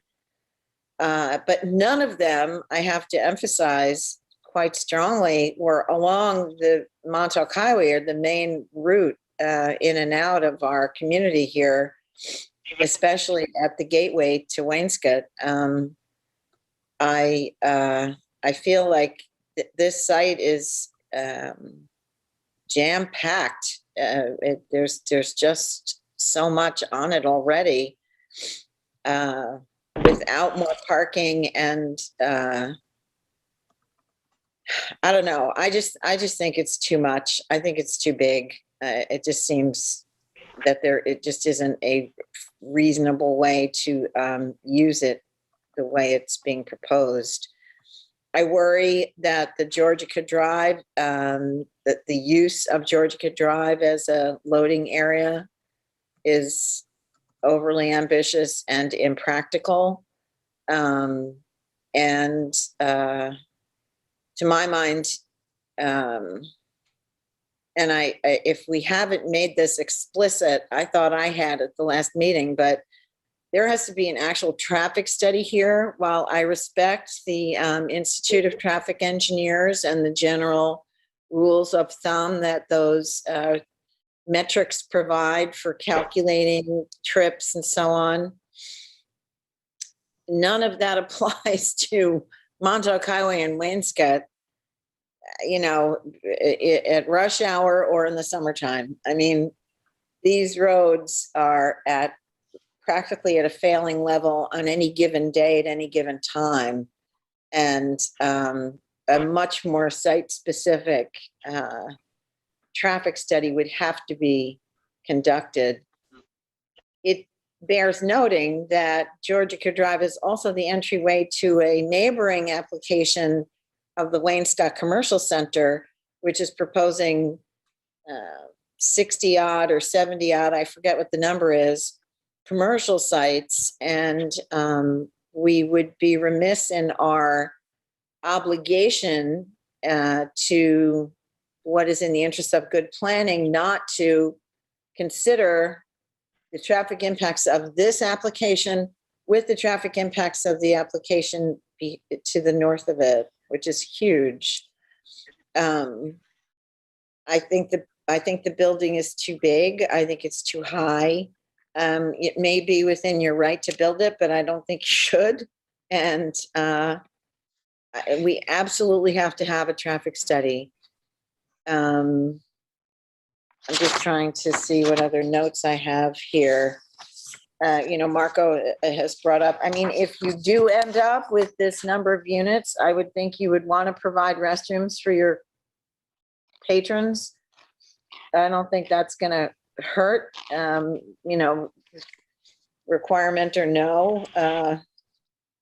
You've got so many units there. I just can't, I can't imagine that you wouldn't try to work something out differently. You're going to have to put a new sanitary system in there anyway.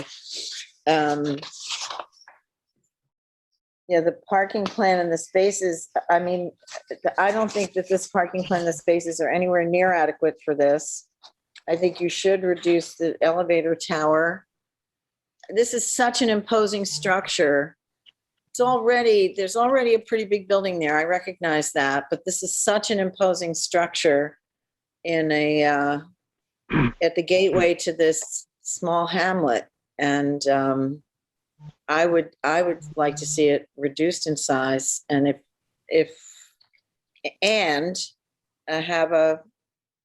has to be a traffic study. That's it. All right. Well, you know what? I think it's probably a good idea before we get into and I know Randy and Ian both want to speak, but before we do that, does anybody disagree with Kathy about the need for a traffic study here? Board? No, don't disagree. I don't disagree. No, Sharon, I'm sorry. don't disagree. Right. No, I agree with Kathy. I think. I hate double negatives. Sorry about that. Let me do it this way. Do we all agree that there should be a traffic study? Yes. Traffic study, yes. Yes, yes, yes, yes. I don't hear any no's. Correct? Correct. Correct. Good. Thank you. In that case, I think there's unanimity on the board that there should be a traffic study. All right. So we want to get that very clear. All right. Now, Sam, do we do that in the context of the secret declaration, or I'm not sure how the traffic study, does that mean we're making anyway, it's something we should take a look at. It is. All right. Now, I know, Randy, I know you wanted to speak, and I know Ian wanted to speak. Does anybody else? I feel like I'm, I want to make sure that I don't want anybody to feel like they're not having an opportunity to speak about. I would like to be heard. Ed also. And that leaves Sharon and Lou. You guys, if you want. I'd like to hear what everybody has to say. I mean, Okay. if I'm not redundant. No, that's fine. And Lou? Same as Sharon. Okay. All right. In that case, let's do Ian, Randy, and Ed in that order. Ian? Yeah. Okay. Well, I just wanted, I mean, of course I want to speak generally, but very specifically to the building inspector and the question of mezzanine. I agree with the applicant and everybody that the building inspector will make the final call here, but I agree with Sam that it was a little bit vague. And in the interest of getting an answer that we can all rely on and trust, I do think it's important that we bring up the definition of story in the code, which says the portion of a building which is between one floor level and the next higher floor level of roof. For the purpose of measuring height by stories under the provisions of this chapter, one additional story shall be added for any pilings, piers, or other foundation which causes a building to be elevated more than 4 feet above natural grade. So it seems to me, as a layperson, that it's an issue of nomenclature. We don't have mezzanine in our code, but I think that story encompasses that. And I don't know how closely she looked. Of course, if she says that I'm wrong, and we'll move forward. But while we're seeking clarification, can we refer to 255-120, which is the definition of a story? We did in the original memo. Thank you, Tom. We did in the original memo. I think, getting into, I think that issue of whether mezzanine is defined as a story has been decided by the building inspector's response. The narrow issue for clarification is, does this proposal meet the standard of a mezzanine? So I just want to make sure the board is clear. Yep. That's what the clarification to the building inspector would be. Yeah, and Thomas and I will get, it'll be Tom's. We'll write a letter to Ann, to the building inspector, that is going to be pinpoint on this. We have reached a precedent, though, of the building inspector amending a decision based on. She's not. That's the point, Ian. Let me be very clear about this. She's not. We're not asking her to amend the decision. No. What I'm saying is it has happened recently, and I understand, and that is precisely why I want. We changed the policy, as you know. It's just this is an incredibly important precedent. Yeah, well, what it is that we're following the new policy, and the new policy is that if there's a question about something that the building inspector needs to rule on, the question is going to come from the board, and if the board isn't satisfied with the answer, the board will go back to the building inspector and say, we need a little more clarity. And that's precisely what's going to happen here. All right. So Ian, did that answer your inquiry? And do you have anything else on this? On the application in general, or? No, I mean, you raised the issue, and the floor is yours. So. Oh, okay. Well, yeah. I had concern about part. I wanted to speak about that issue earlier because there's been discussion. In general, I share some of the concerns of the other board members. Parking was a big one. I do think the applicant, if the mezzanine floor, that used space doesn't count somehow towards parking and everything else, I think they've demonstrated they have enough parking here. Okay. But that frankly doesn't follow logic, really. But if it comes back that the mezzanine doesn't count towards gross floor area, then I think that once I see their plan that was just submitted today with 3 extra parking spaces, it might clear up some of that issue. I do have design concerns, but I want to leave that to the ARB. So I would love to get their input, on it as soon as possible in terms of the vista, especially from Montauk Highway. But I think the big issue really is this mezzanine. I've sort of said what I think on that, and we'll see what comes back. That's great. Thank you, Ian. All right, Randy, and then Ed, and then we'll see if Sharon and Lou have anything. So Randy, go ahead. Is Marco, this is listed as a site plan special permit. And I'm just wondering, what kind of a special permit are we talking about here?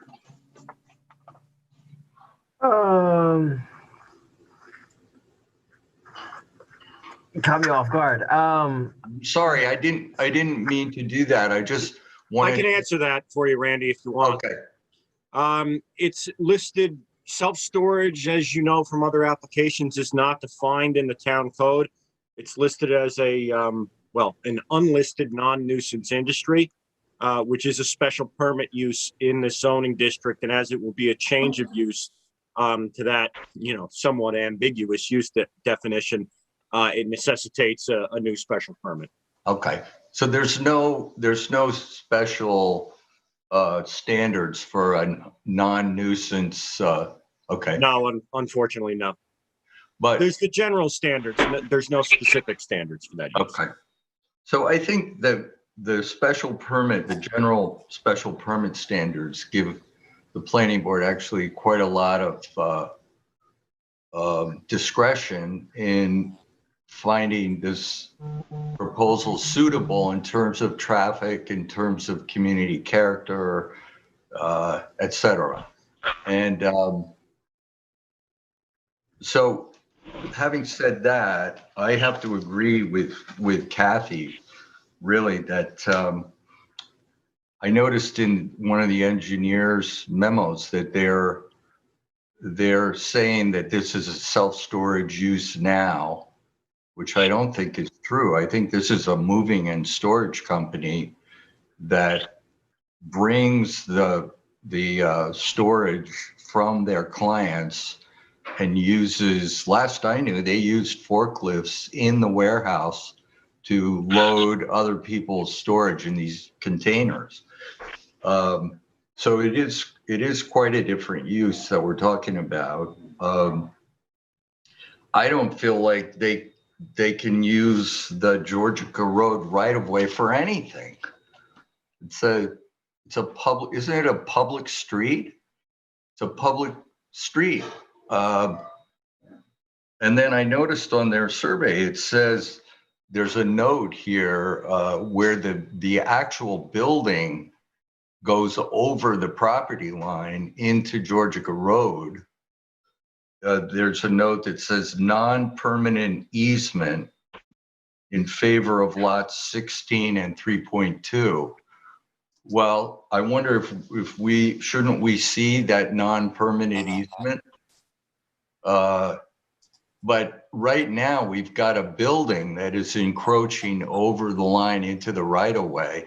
The idea that we're going to approve a site plan that relies on people parking in the right of way or trucks parking in the right of way to unload on those loading docks, to me is a non-starter.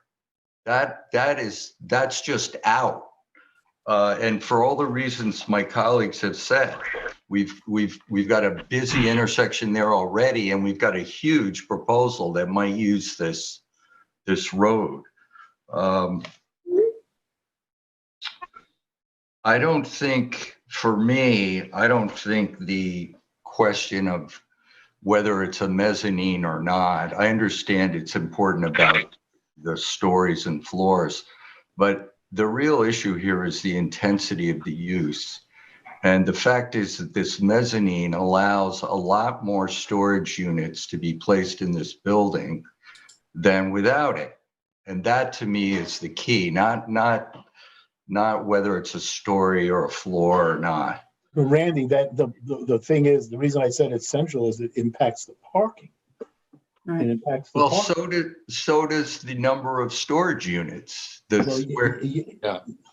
I mean, without getting to the definition or what a mezzanine is, the fact is they're proposing a certain number of square feet of storage units on the mezzanine. But we also remember when it's self-storage, we're flying blind, at least in one eye, because there's no use in the town code on this. Right. And so the things that we can look at and quantify are limited. Well, I would say in the. I'm not disagreeing with you. Understand? Yeah. I'm not disagreeing with you. I'm just saying that there's a reason that it's important. I think that I agree with Kathy that it's overly ambitious. And one way that I would see it being more reasonable is to eliminate the amount of storage proposed on these mezzanines. That may mean eliminating it altogether. Mm-hmm. And I think that goes to both the parking and the traffic and the wastewater and the whole thing. Yeah. This mezzanine, regardless of what you call it, allows for too intense a use of this property. So that's all I wanted to say. Okay, and thank you. I understand. I'm not disagreeing, and I should also add, I'm not disagreeing with you at all about Georgia Drive. I know I said it last time, and I'll say it again. That's the road that gets you in and out of the gasoline station. And that's a very heavily trafficked little road. All right, Ed, you're on. Okay, I'll be brief. Randy actually just said a lot of what I wanted to say, but I want my voice to be heard in this matter. You're all true. And my first reaction to the memo was we've got to figure out the technicality around this mezzanine issue. It isn't clear. We've talked about it kind of endlessly tonight, but it's very clear that we have this behind us and really understand if this meets the criterion for a mezzanine or not. Very important. If it turns out in the end that it does, you kind of have this free pass to put in what I also think are too many storage units. That may sound a little bit grumpy, but it's the case. I think this is an incredibly intense use in a very busy spot, as other people have pointed out. And I think we've got to be really careful about this. For all the reasons that Kathy and Randy have already enumerated. The traffic on Georgia Drive, the parking situation, maybe we've ameliorated that. And if we had fewer units, it wouldn't be an issue. The sanitary system, we still don't really know anything about that. I know you submitted something today, but we don't have any clarity on that. The community character issues, the design, sort of another concern. I mean, these are all things that I've basically been saying and commenting on since we've started to evaluate this. I think just bottom line for me, this use is just way too intense for this spot. And I totally appreciate the owner's, desire to kind of optimize the opportunity here, the business opportunity. But I think I don't feel like we're making any progress in making this something that's more palatable for the Wayne-Scott community. I just don't see it. So that's all I wanted to say. Okay, thanks. Thank you, Ed. Lou, I just want to add something. I want to, I think Ian made a good point.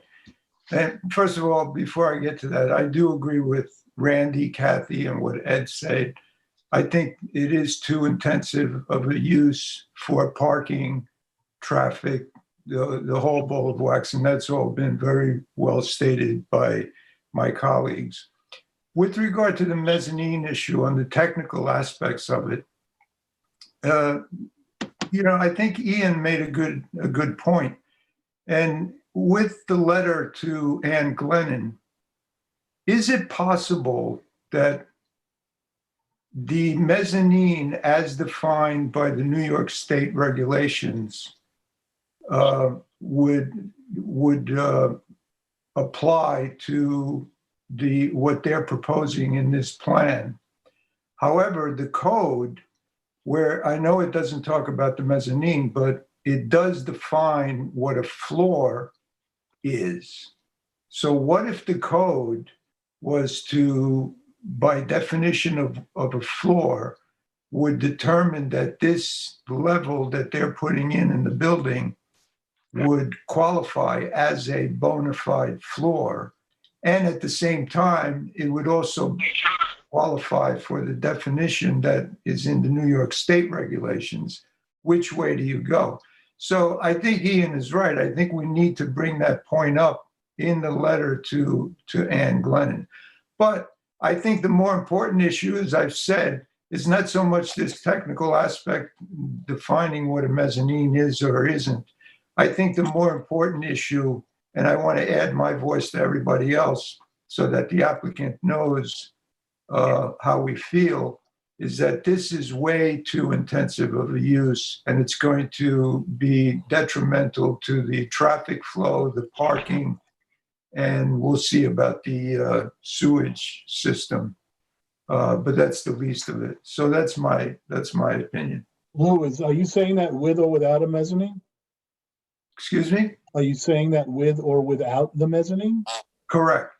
Okay, thank you. Sharon, I don't want to leave you out there without. I am not going to prolong the conversation. I agree with all my colleagues. Okay.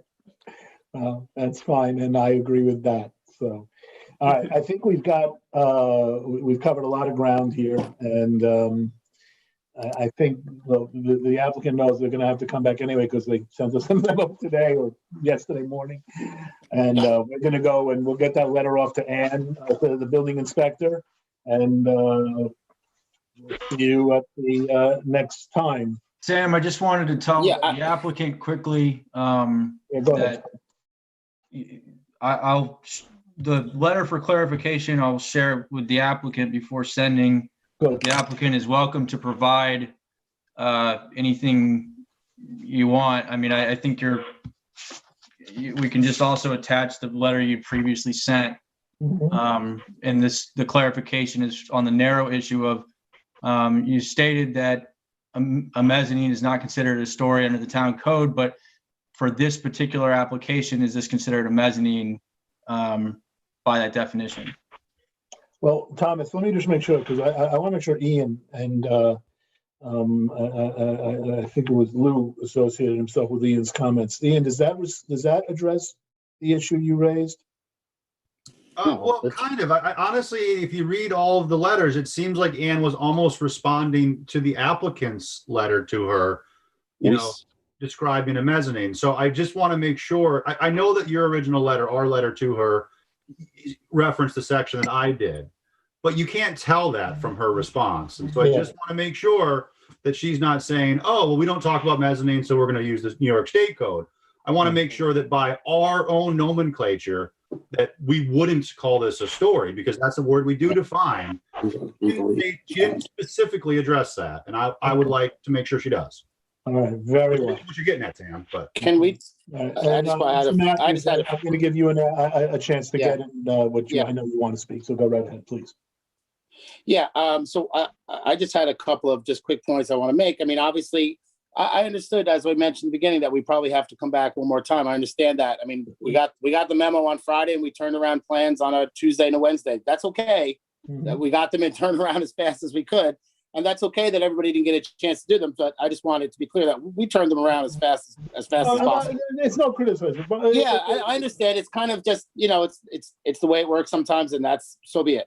On this mezzanine issue, I am in agreement, probably not surprisingly so, with yourself, Mr. Chairman, and with Mr. Crouch, that, you know, this issue's the story issue. Whether a mezzanine is a story, in our view, has been decided, and that as long as this letter it doesn't seek to relitigate that issue, because I don't think that would be appropriate. And I always do respect Ian's opinion. I think he always has valuable input. But I think one thing to just consider when you're thinking about this issue, that this isn't nomenclature in that sense. These are legally defined terms.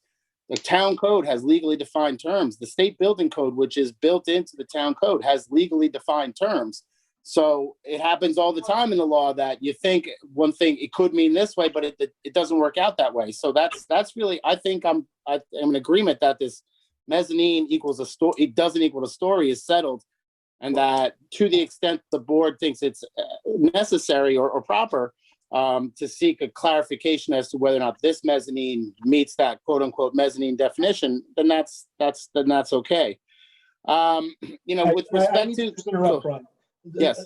Just to be clear, because I think I heard you say that I don't think it's got the clarity. That's why I'm asking for it. Okay, that's Right? okay. I Just so wasn't that trying to put, we're I clear. wasn't trying to put words in your mouth there, No, Mr. Chairman. I don't think That's you are. I okay. just want to make sure that you and I, you understand where I'm coming from.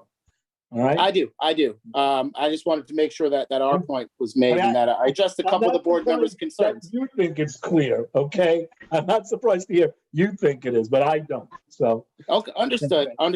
With respect to the traffic and the parking, we believe that that the mezzanine is focused and is included in all these intensity calculations throughout, and the ITE applies universally, and it shows unequivocally so that the need for the parking and the need for parking spaces and the number of trips is decreased from the moving and storage use to this use. So we think we have addressed that, and we certainly think we've addressed that significantly with the additional spaces. When, as I mentioned, when you have 6 spaces, now an additional 3, plus a handicap space, plus the loading zones, that gets us well under what's been required and been approved previously. With respect to, I think Member Parsons mentioned that, whether something was going to be made as part of a secret determination. This is a type 2 action. So that secret determination has been made and no further secret review is appropriate or required. I know there's a lot of discussion, and there has been since the outset, about community character. I think a lot of this is, of course, it's stuff that you can weigh in on, but obviously a lot of this comes down to an ARB determination.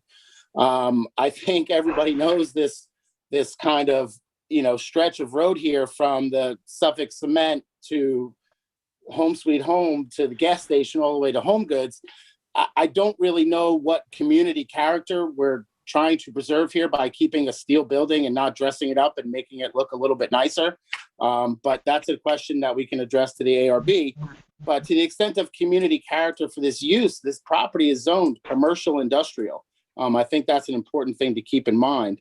And with regard to the other issues, I think it was accurate. I think somebody made the clarifying point that the number of parking spaces is not dictated by the number of units per se. It is dictated by these overall square footage, and that's where we're getting our parking calculations from. And the other stuff, that the septic and everything else, I know that we brought that again to the board's attention today because it had been put on the back burner, but the new septic, it's been on the plans that have been submitted since August. It's on there. So we've never tried to hide the fact, and we were trying to address the board's immediate concern that this is something you want done, and understandably so. Groundwater is an important issue, but that has been something that we've addressed from the outset. So I think those are our points at the moment. I don't know if Joe or Mark have anything else they want to add, but I think that's all I have at the moment. Okay, well, the one thing I'll tell you that you certainly should have come away with tonight, if nothing else, is that everybody on the board wants a traffic study. So yeah, I can understand that, and I know we had that. We had that discussion, and then I don't think it. We can address that. I don't want to get too much into it. It's clear now. If there was any ambiguity previously, and I don't think there was, but if there was, there isn't now. So. Well, I think maybe the ambiguity is that there was confusion about who was doing that. And so, but that's okay. We can address that. We don't need to get into a discussion about that now. Yeah. All right. Well, yeah. But listen, one thing also you must know, we've had a pretty exhaustive discussion of this application. That I do know. So, I do know, and I do appreciate. I know that the board has a lot of views of this, and I always appreciate that. It's good that the board members take this role seriously, and we do take it all to heart, and we do try to address it, whether we agree with some of the comments or not. We do appreciate that, certainly, as just practitioners and members of the community. Yeah, no, I appreciate that. The input, the acceptance of the input. So, all right, and with that, thank you very much, and thank you all. No, thank you. We'll move on. Just to be clear, I hate to beat a dead horse here, but I think this is incredibly important, Preston. You're going to ask Ann not only whether a mezzanine counts as a story, but whether this plan counts as a story. Yes. Okay. No. All right. No. Stop. No, just this plan. the issue of whether a mezzanine is a story under the town code is discussed in Ann's memo that she submitted to the board. The issue that is for clarification is whether this particular proposal qualifies as mezzanine. That is it. That's the only issue for clarification. I may have jumped and said yes. Thomas, I think the difficulty with phrasing it that way is we don't define mezzanine in the code, and that's what I think causes confusion. I think we should ask whether this floor plan as designed is in fact a story, or because that's what's defined in our code. And that's honestly where I think the confusion is coming. We're saying the same thing in a different way. I don't necessarily know that that's the case, because the state building code does define these. These are defined terms, and the state building code is embedded in the town code itself. And that's where I don't know that it's two ways of saying the same thing. Respectfully. Well, but I think that it's very important. We do define story. So if this building plan falls in our definition of a story, I think that would supersede that. It seems like that's really important because Ian, let me ask you a question. So again, we got to move on. Are you saying basically that just because the applicant calls it a mezzanine doesn't mean it's a mezzanine? Yes, that's what you're saying. Well, Thomas? Well, and I think that our definition of story, and again, this is ultimately up to Ann. Our definition of story would encompass what the state calls a what the state building code calls a mezzanine, and that's why we don't need to further define mezzanine in our code, because it's the definition of story. I think if Ian, are you satisfied with the language that Sam and Thomas have proposed to inquire of Ann? Are you satisfied with that language? I think it's really important that we have a yes or no answer from Ann, whether the building plans as designed are considered a story or not. I don't think she answered that, and I think that's what was asked of her, I believe. But it's not what she answered, though. No, it was about mezzanine. We asked for a definition of mezzanine, and that changes it. So Thomas, the issue for clarification is whether or not this particular proposal is a mezzanine. If it's not a mezzanine, then it's a story. But well, then we should ask her: is it a mezzanine or a story? Well, by asking her it's a mezzanine, you're asking that question, right? No, I don't. Now we're two ways of saying the same thing. Thomas, I think the problem with that phrasing, I think the problem with that phrasing is we don't define mezzanine. Well, Ian, just to be clear. But Ann's determination defines mezzanine. Ian, just so we're clear, okay? I asked specifically, the planning board requests that you review the attached letter from the applicant's consultant and determine whether the mezzanine that the applicant is proposing would be considered a story under 255-1-20 of the town code. So it was. I know, Sam, I know that your letter was clear, but like you, if you read the answer that the building inspector gave, it doesn't answer that question. And I think that the problem is we're all agreeing that this is a mezzanine. And I think that we should ask the question whether this fits. And if Thomas tells us we can't, then fine. Ian, I go with you right up to the point where you said where we all agree that it's a mezzanine. We don't. We say determine whether the mezzanine would be considered a story. I know. It may be a clearer, more direct answer that would. This is an incredibly important precedent. So if we ask Ann whether yes or no, this is a story, which is a defined term in our code, that answers it for us. I think mezzanine. She might then look at the state, because I think to the applicant's point, that is defined in the state building code. I think that our definition of story, in my reading, this firmly is a story. And I think it's important that we get a yes or no answer as to whether the building inspector agrees that this is a story. I think that the building inspector is going to, as she indicates in her letter, that she's saying mezzanine is defined in the state code, and she leaves it at that. And we have to have her focus on whether or not this particular structure, if you will, that's a bad word, this particular thing, sorry for the bad word there, that whether it is a mezzanine or a story under the definition as supplied by the state building code. And if she says it's if she looks at it and she analyzes it and says it's a mezzanine, then that means, and this is why it is important, that means that going forward, that's what a mezzanine is to anybody else who comes along. Yeah, Right? yeah. The reason I think it's important is that I think that it's very likely, or at least possible, that our definition of story overlaps with the state definition of mezzanine. Then she's going to have to clarify that. I know, but as long as the question we're asking focuses on mezzanine and not story, I think it's easy for us to get. I don't know why it's wrong. She hasn't answered the question as to whether this is a story or not a story by the town code, and that's the answer that we all need. So I just think we should explicitly say that, because I mean, if you can build a mezzanine in this, I mean, the implications for that would be huge, and I just want to make sure that we're asking the right question. And to me, is this a story by our town code or not? Because I think it's likely, or at least possible, that the state definition of mezzanine has significant overlap with our definition of story, and that our code doesn't address mezzanine because story captures the problems that would arise. But if mezzanine, and she put in her determination, it has been the interpretation of this department that a mezzanine is not a story. I know, Thomas. That's my point. That's my point. Is I think that this mezzanine is. Therefore, if this mezzanine, this proposal is a mezzanine, then it is not a story. Okay. That is the issue for determination. All right. And I sympathize with you. I feel exactly the way you do.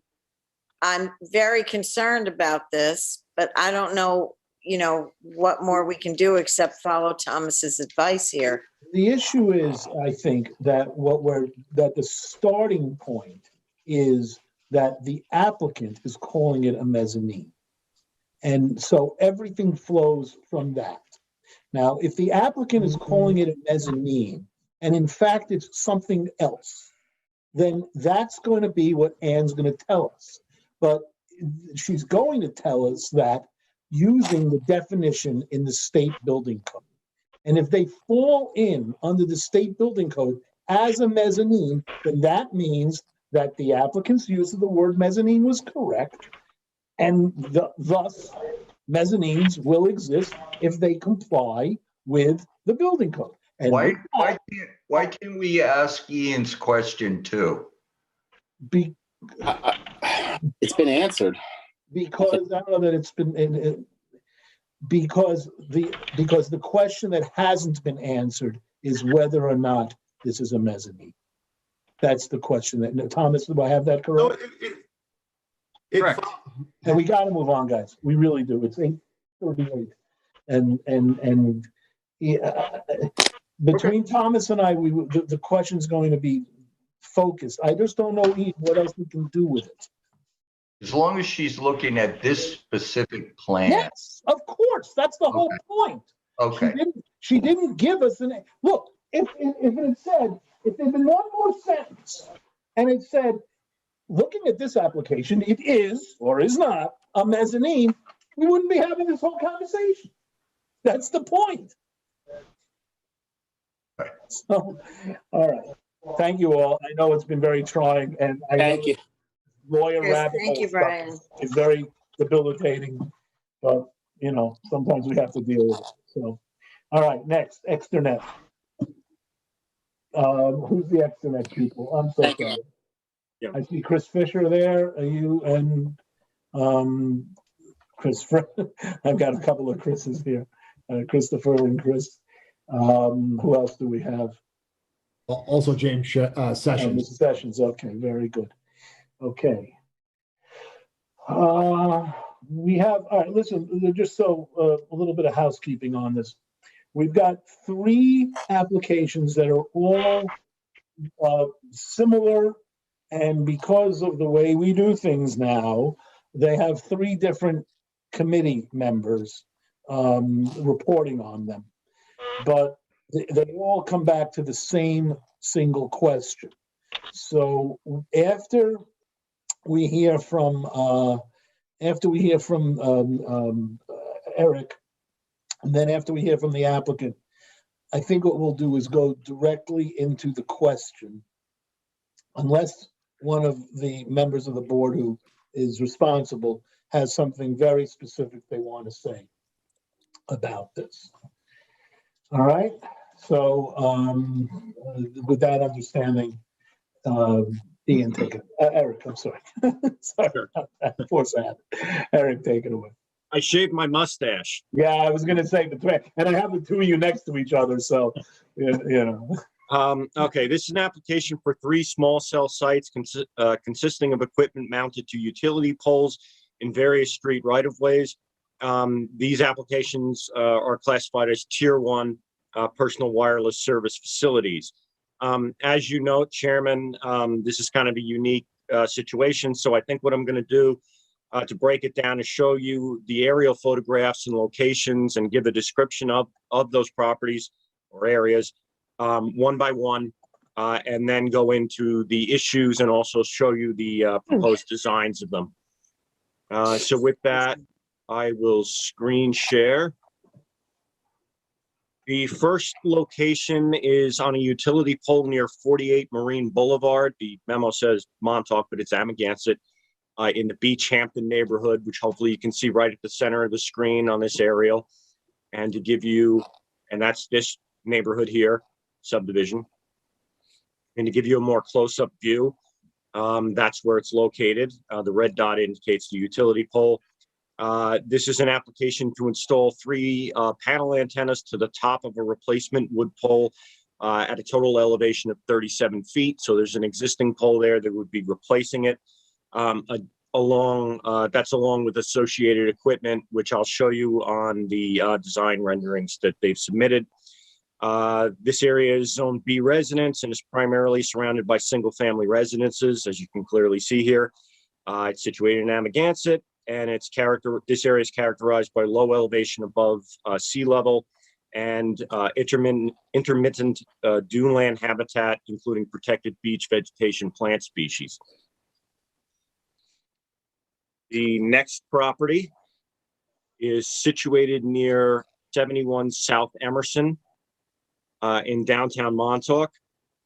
This is an application to install a multi-port canister antenna to the top of a replacement wood pole at an elevation of 38.5 feet, along with the associated equipment that, again, you'll see on the design drawings. It's situated in the CB Central Business Zoning District and is primarily surrounded by a mixture of hotels and retail stores in the western end of downtown Montauk. The third location is at, let's see here, I got to reduce this. Situated on South Elroy Drive in Montauk, and it's to install 3 panel antennas to the top of an existing wood pole not to be replaced with a center line of 38 feet in height. It's situated in the A3 Residence Zoning District and northwest of downtown Montauk. There's a wide range of uses in the immediate area, including single-family residences, the Montauk Public School, an auxiliary facility for the Montauk Fire Department, restaurants, and resorts. So under SECRA, this is a type 2 action. All 3 of them count as that. Applications of this type are Tier 1 wireless facilities. The town code encourages these types of facilities and provides measures and procedures for expediting such applications.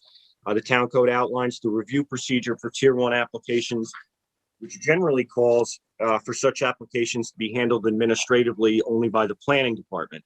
However, this section of the code allows the planning director to bring these applications before the board, as has been done in this case. The board is reminded that these applications represent the first Tier 1 applications submitted since the adoption of the town's wireless master plan in 2001, nearly 20 years ago. As such, the board's discretion regarding the issue stated here will be needed to establish a model for such applications moving forward. And although you should discuss this with council, it's our understanding that the scope of the board's review is substantially limited by applicable federal laws regarding small cell and eligible service requests. These laws and FCC standards generally limit the scope of review to 2 criteria, design and location. And so getting into design and showing you some photos of the different facilities. The first one will be the South Elroy facility, which that is not it. Just give me a second. There we go. So as you can see from this photo, it's an antenna array consisting of non-concealed panel antennas mounted at the top of a utility pole. This pole is an existing pole that's to remain, but this gives you an idea of what they're proposing. Obviously, the panel antennas at the top there, and then all the supporting equipment is to be mounted closer to the base of the pole. There's no ground-mounted equipment cabinets or anything of that sort. In fact, there are none for any of these applications. They're all mounted on the pole. The next facility is, this is the one on Marine Boulevard. It's an antenna array consisting of non-concealed panel antennas mounted along the side of a utility pole. Obviously near the top of the pole. It's a little more difficult to see just because of the shading in this picture. But again, the supporting equipment is to be mounted closer to the base of the pole. And you can see, as I mentioned previously, that this area, there's some beach vegetation and low-lying shrubbery. The last facility is the one in downtown Montauk off of South Emerson. This is a conical antenna mounted on the top of the utility pole to be replaced. As you can see at the top here with the little orange arrow. And then again, the supporting equipment to be mounted closer to the base. So these basically represent the 3 rough design types that you could have for this facility, this type of facility. There are concealment sleeves that are available. However, I found that they kind of increase the size of the mount, but you should consider those as well. However, whatever design you pick for this will set a strong precedent for future Tier 1 applications. And we do remind you that the town code currently recommends inconspicuous mounts. So you should really look at these designs and figure out which one you think is the least obtrusive. The board has some discretion as to the location of facilities. However, due to coverage requirements and topography, you really can't relocate them more than, say, 500 feet away from where they're currently proposed. Legitimate reasons for requesting relocation include obstructions to sight lines of pedestrians and vehicles, as well as potential adverse impacts to scenic vistas or other scenic resources such as historic structures. We note that in none of those locations does that appear to be the case. There's no ground level of equipment again, and none of these are in scenic areas of statewide significance or near historic landmarks or sites. So the remaining elements, they've submitted RF engineers reports demonstrating FCC compliance for all the facilities that are proposed. The Office of Fire Prevention has yet to comment on these, although they will. There was a question, there's some ambiguity in the code as to whether or not ARB approval is required for Tier 1 applications. I spoke with Thomas about this, and you should get his verification on this. However, the code does say that the sole jurisdiction for Tier 1 applications is with the planning department, indicating that ARB approval is not required. I believe he agrees with that, but I'll leave that to be his call. That's correct. Okay. Yeah, I'm sorry, yeah. Okay. In conclusion, the application is otherwise complete. However, the board should determine the most appropriate design for such facilities, and any changes to any of the 3 facilities should be reflected in a resubmission from the applicants. Thank you very much. Now let us hear from the applicants. Good evening. Go ahead. Chris Fisher with Cuddy and Fader. I'm here on behalf of Extenet. I think what would be helpful is if I just give a little bit of an overview of who Extenet is, some of the overlying regulatory constraints, and then I can address some of the comments that Eric made. And I think Eric did a nice job of just overall some of the considerations, we do have some differences of opinion when it comes to process and jurisdiction. And there is an interesting procedural issue that I'll get to as I kind of tell the story here.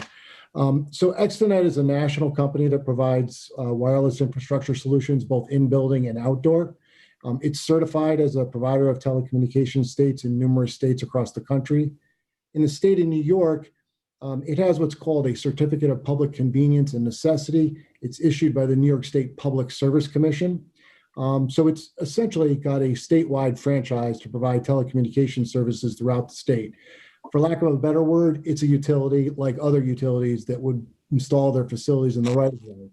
Its focus, of course, being mobile communications infrastructure versus maybe cable, wireline, or fiber types of communication. You'd see aerial fiber in cases like this, or cable plant and cable equipment installed on the pole. Part of the process that involves these type of what are called pole attachments under New York state law involves the utility pole owner, which in this case is PSE&G Long Island or Verizon Wireline. Under New York state standards, which are all regulated by the state PSC, they're very specific about what we can or can't do on utility poles, and that's administered by the pole owner. So as Eric was going through some of these elevations, pointing out the equipment that's installed on the actual pole itself, typically that's required by law in the 8, 9, 10-foot range of the pole. And that is actually pole space that's made available by the pole owner. And then as you go up the pole, which is something you probably just genuinely intuitively know, there's defined spaces for what's called the communication zone or the power zone where you actually have the distribution lines. And all of that infrastructure that's allowed to be attached to utility poles in the state is highly regulated as to what and where something can go on a pole. So we as a pole attacher really do not have a lot of flexibility when it comes to these pole attachments. It's something that's regulated through the state by PSE&G. And when we come and look at doing a pole attachment, they'll tell us this pole is meeting standard, you can attach your equipment, or it needs to be replaced in order to be able to accommodate your pole attachment at your cost. These are the kinds of requirements that we go through. Typically, once we get past that process, we'll work through municipal permitting. And municipal permitting for these types of facilities, and this is really where federal law starts to come in. For all practical purposes, we're to be treated just like any other utility. Now, I think what happens in a lot of cases is because we're wireless and there's a long history of wireless permitting in a community, particularly with tower siting and on private properties or municipal city halls, things of that nature. There tends to be a natural gravitation to classify these under a zoning code. It's really not actually appropriate from a regulatory point of view, but in your case, your regulations are pretty specific and they're really not objectionable to Extenet at all. They provide a very streamlined way to go to the planning department. So the planning department can deal with whatever the municipal considerations might be on aesthetics or location that Eric was describing. And presumptively, the highway department for purposes of highway access permits and doing the construction. When you look at federal law in this particular area, and it is highly regulated, the law provides that when you come in as Extenet and you seek to build one of these small cells, it's supposed to be a 60-day process beginning to end for all authorizations and permits. And it's supposed to be this administrative review. It's not intended to really be a zoning review and certainly not an iterative site plan process, if you will. So in this case, there is a procedural quirk. These applications were actually filed some time ago. I don't think the circumstances upon which they were reviewed or not reviewed is at all an issue for us right now. But under federal law, when a town doesn't act on an application within that 60-day time frame, we actually, as an applicant, whether we like it or not, we have to actually pursue federal remedies if we want to, and we have to file litigation, which we did in fact do in this case. So there's actually a case pending in the Eastern District of New York. And the remedy typically, when you prevail, is the court says, well, it meets their standards, give them the permits. We're here for settlement purposes and settlement purposes only. We're really not in a position to say that the planning board has jurisdiction, and I'll go through it a little bit under the code, but we actually are appreciative of being here because it's a good conversation, because we're going to be in your community, so we should have it. But I think it's important for me to just say that because we're in a unique circumstance here. So we're here. The one thing I would disagree with Eric in his interpretation of the code, yes, Chapter 255, Section 290 makes it clear that these types of institutions are most preferred in the community. While they don't replace tower sites per se, they can be sited really strategically in areas where carriers have need or capacity demand.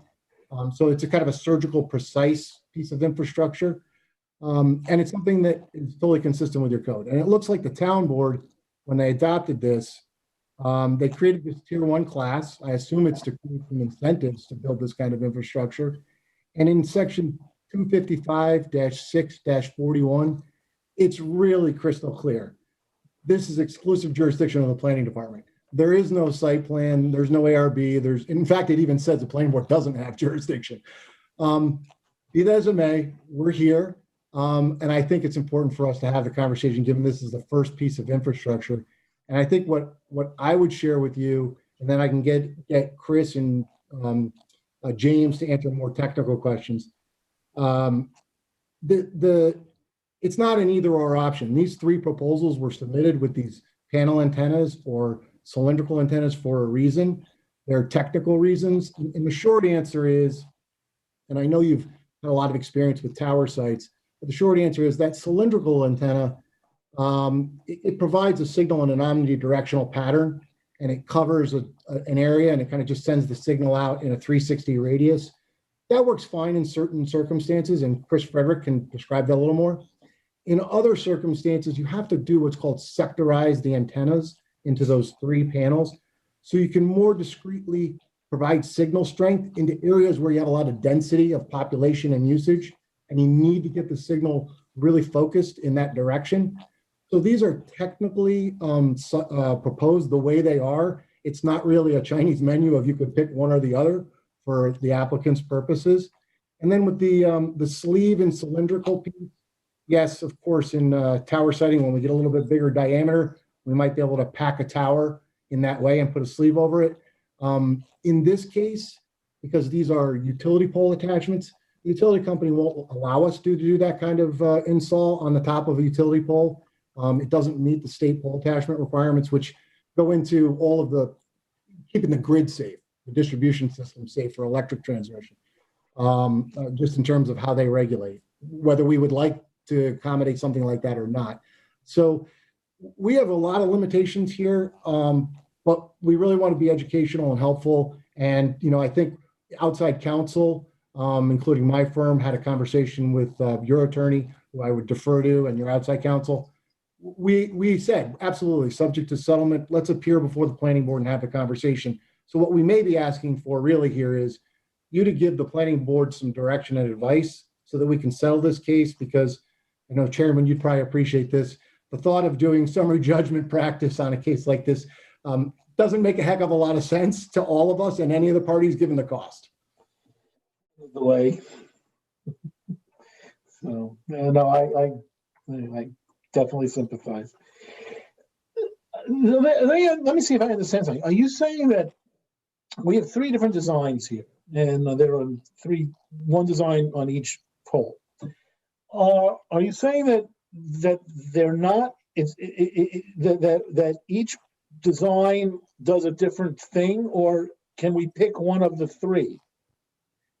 Yeah, it's not that you can pick one of the 3. It's that all of those were specifically designed for the technical environment in which they're trying to serve. So those antenna models and types were purposeful. They were not intended as options. Each one went with each location for a technical reason. And Chris Frederick, who's on the line, could describe that just a little bit more. What's the difference between the panel antennas that sit on top of the pole and the ones that sit alongside the top of the pole? I guess that's for Mr. Frederick to answer. Go Can't ahead. hear him. I said, I guess that's Sorry. for Mr. Frederick. There we go. Go ahead. Yeah, actually, there are 2 types of antennas in these designs. And please keep in mind that these 3 nodes are only a subset of the 13 nodes in the overall network. And if you like, I could share my screen and show you a design of these 3 nodes within the 13 node network to get an idea of what each one of these nodes, the contribution to each one of these nodes is doing, if you're interested in that. Are the rest of the 13 already in place? No, they're in various stages of either construction or permitting. In town?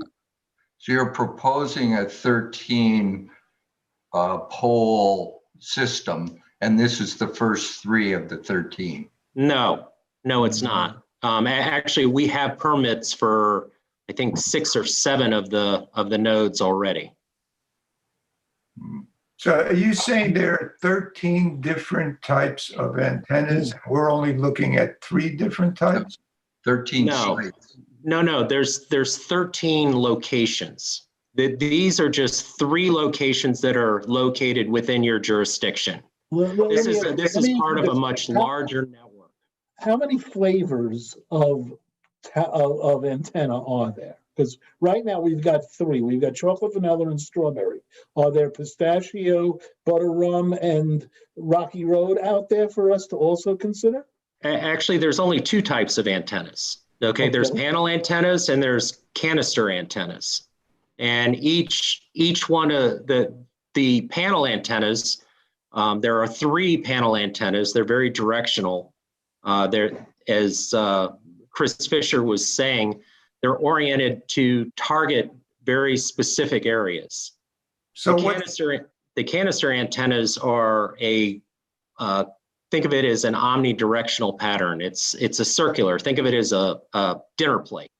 It propagates energy in a 360-degree pattern. So what's the difference between placing the panel antennas, and we know there's only 1 type of panel antennas. What's the difference between placing the panel antenna at the very top of the pole, like you have in one of these 3 examples, and the other example shows the panel antenna not situated at the top of the pole, but alongside the top portion of the pole? It's just a slightly different mount. I believe the one is on what they call a pole top extension. The pole is just a little bit shorter.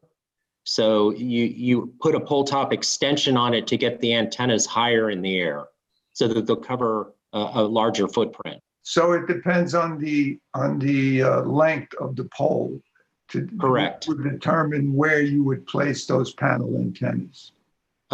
Generally, that's true, yes. Okay, that was my question. Is there a limit as to how high you think you would go with one of these kind of mounts? Typically, these small cells have a height of about 40 feet, 45 feet maximum to the tip of the antenna. Okay. And just another, to that same kind of question, the federal definition of a small cell, which this is capped at 50 feet. So it's not something where you'd be able to exceed that height and take the same position that this is, kind of a utility pole attachment. What's the coverage area for these small types of antennas? It varies. It varies on topography. It varies on ground clutter, like tree cover and things of that nature. It also depends on what type of antenna you're using. Some of them can, you might be able to cover 700 to 1,000 feet line of sight in a straight line if you don't have any obstructions. More times than not, these small cells, depending on what frequency they're operating at, you may get a radius of anywhere from 250 to 500 feet at most. Mr. Fisher, can I just ask Mr. Fisher a question? Whose poles are these? Yeah, that was my question. Yeah, these poles are owned by PSE&G Long Island or Verizon, the landline company, and they're your typical distribution utility pole. But, and who does it service? What companies? Usually these come in front of us for Verizon, AT&T, T-Mobile. Yeah, that's actually a great question. This particular application, these three are for Verizon wireless services. One of the things that's a nice feature about Extenet, it's kind of a utility company. So this same infrastructure on this pole, if it was something that another wireless carrier wanted to use, it could come and mount, it's called a radio, but in that cabinet, electronics, they could mount their own radio and share the actual antenna. So these are shareable systems that Extenet, maintains and operates. Is there some sort of maximum height that the poles have to be, that above which you can't operate this technology? There's not a maximum height. It really just comes down to two things that drive height. It's the pole owner and what we can do with the rules of pole attachment. And then the FCC limit that we can't pierce 50 feet and call these small cells in the right of way. So that's kind of the range within which we operate. Is that a federal reg? It is. It's a federal definition. So by definition, it doesn't mean that we couldn't come and seek your permission for something that wasn't, for example, a tier 1 through the planning department. If we wanted to go higher than 50 feet, we could, but we'd need all kind of discretion and approvals from you. I'm assuming it would be classified more like your special permit type application. Right. So in other words, just so that everybody on the board understands, this kind of pole, this kind of antenna cannot, as a matter of federal regulation, be in excess of 50 feet. Am I stating that correctly? Yeah, I think by definition, by law definition, that's accurate. If we go above 50 feet, it changes the nature of the rules completely, and you have, frankly, a lot more discretion in how to manage that. Okay. Well, that's a big deal. I think. Right, Randy? Do you guys have a lease arrangement just with the pole owner, or because on our application, our memo, it says that these are all in the public right of way? I'm wondering if there's any arrangement or lease arrangement with the town to use these poles or not. Yeah. So what happens with that? There's a couple of things. They're not lease transactions, but they're what are called pole attachment agreements. And pole attachment agreements is it's a whole nother regulated field under telecommunications law, and it involves federal and state law. The short answer is we have an actual legal agreement with both pole owners, PSE&G and Verizon, to pole attach. Because we're not doing anything at grade or touching the ground, we don't need an agreement, whether by lease or otherwise, consent, if you will, to go into the rights of way. It's all aerial attachment. It's just like the cable company or the fiber company for permitting, putting something new on the pole. Yeah, and it's still PSE&G's pole and subject to PSE&G's easement, and there's nothing that anyone can do about that. So, I had the impression, and board members, correct me if your impression was different, that we were going to be discussing, which, sorry to use the metaphor, chocolate, vanilla, or strawberry, we wanted to let the town know, but it doesn't sound like that's a choice for us. At the same time, it sounds like, this is more of an educational process here, because we're not going to be choosing among the different variations of how it looks, and the height is limited by federal regulation. I have a question about that. Go ahead. So thank you for that explanation, Mr. Fisher. I appreciate everything you've been telling us. And I'm also relieved to know that the poles would not go above 50 feet. That was a concern for us in terms of visual impacts. But I'm wondering, in terms of the type of antenna, if that conically shaped one or the cylinder, the one looks like a cylinder, if that was put up higher on the pole, would that achieve the same kinds of, excuse me, range issues range that you would need? Is there a comparable way to get the range by elevating it rather than having those ones that sort of stick off the pole? Yes, totally understand the question. And relying a little bit on, I know you've looked at tower sites and kind of coverage mapping before. That's a good question in a tower siting scenario. If you go a little higher or do things, what's the compromise? In these small cell particular installations, higher height isn't what's driving the antenna design. It's literally, I'm trying to come up with a great example. I'm searching for an analogy, but just think of it this way. When there's maybe 200 or 300, people who congregate at, I heard Eric talking about, school sites or dense residential population. That's where what they're really doing is they're taking one antenna and splitting it into 3 so they can shape the beam towards where the people are using the mobile device. And that's really the density of the network. Yeah, I understand. It's sort of shaving the peak. Yeah, I get it. It's like energy. It shaves the peak demand. Well, because one of the, I was so encouraged when I first saw this, and I thought, oh, this is wonderful, because our, obviously dated wireless master plan does recommend, antennas such as these on poles closer together, lowered, just more of them rather than really high ones, because as I'm sure you're familiar, we live in a rural area, defined by a lot of, beautiful and picturesque scenery, lots of, areas of statewide scenic significance. And although these sites are not among them, but our exercise tonight, educational as it seems to be, is also to try and find something that's the least visually objectionable to people. So I was hoping, I didn't realize that we didn't have any, we weren't being presented with different choices of antenna, fixtures. That I thought we were going to get to choose between the ones from among what had been submitted. Yeah. Is there any modification that can be done on the ones that are, obviously shaped to service in a different way than the cylindrically shaped ones?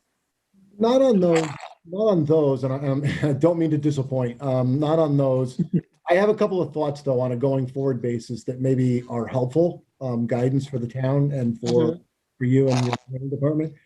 And I think it would be helpful to us as an operator in the community. If there are sensitive areas in the town, or just listings of types of things where there is an aesthetic preference, we can try to work with those types of, prior kind of notice, if you will, of areas, so that when the next time Extenet goes in for a tier 1 with Eric, they can sit down and talk about what the options are.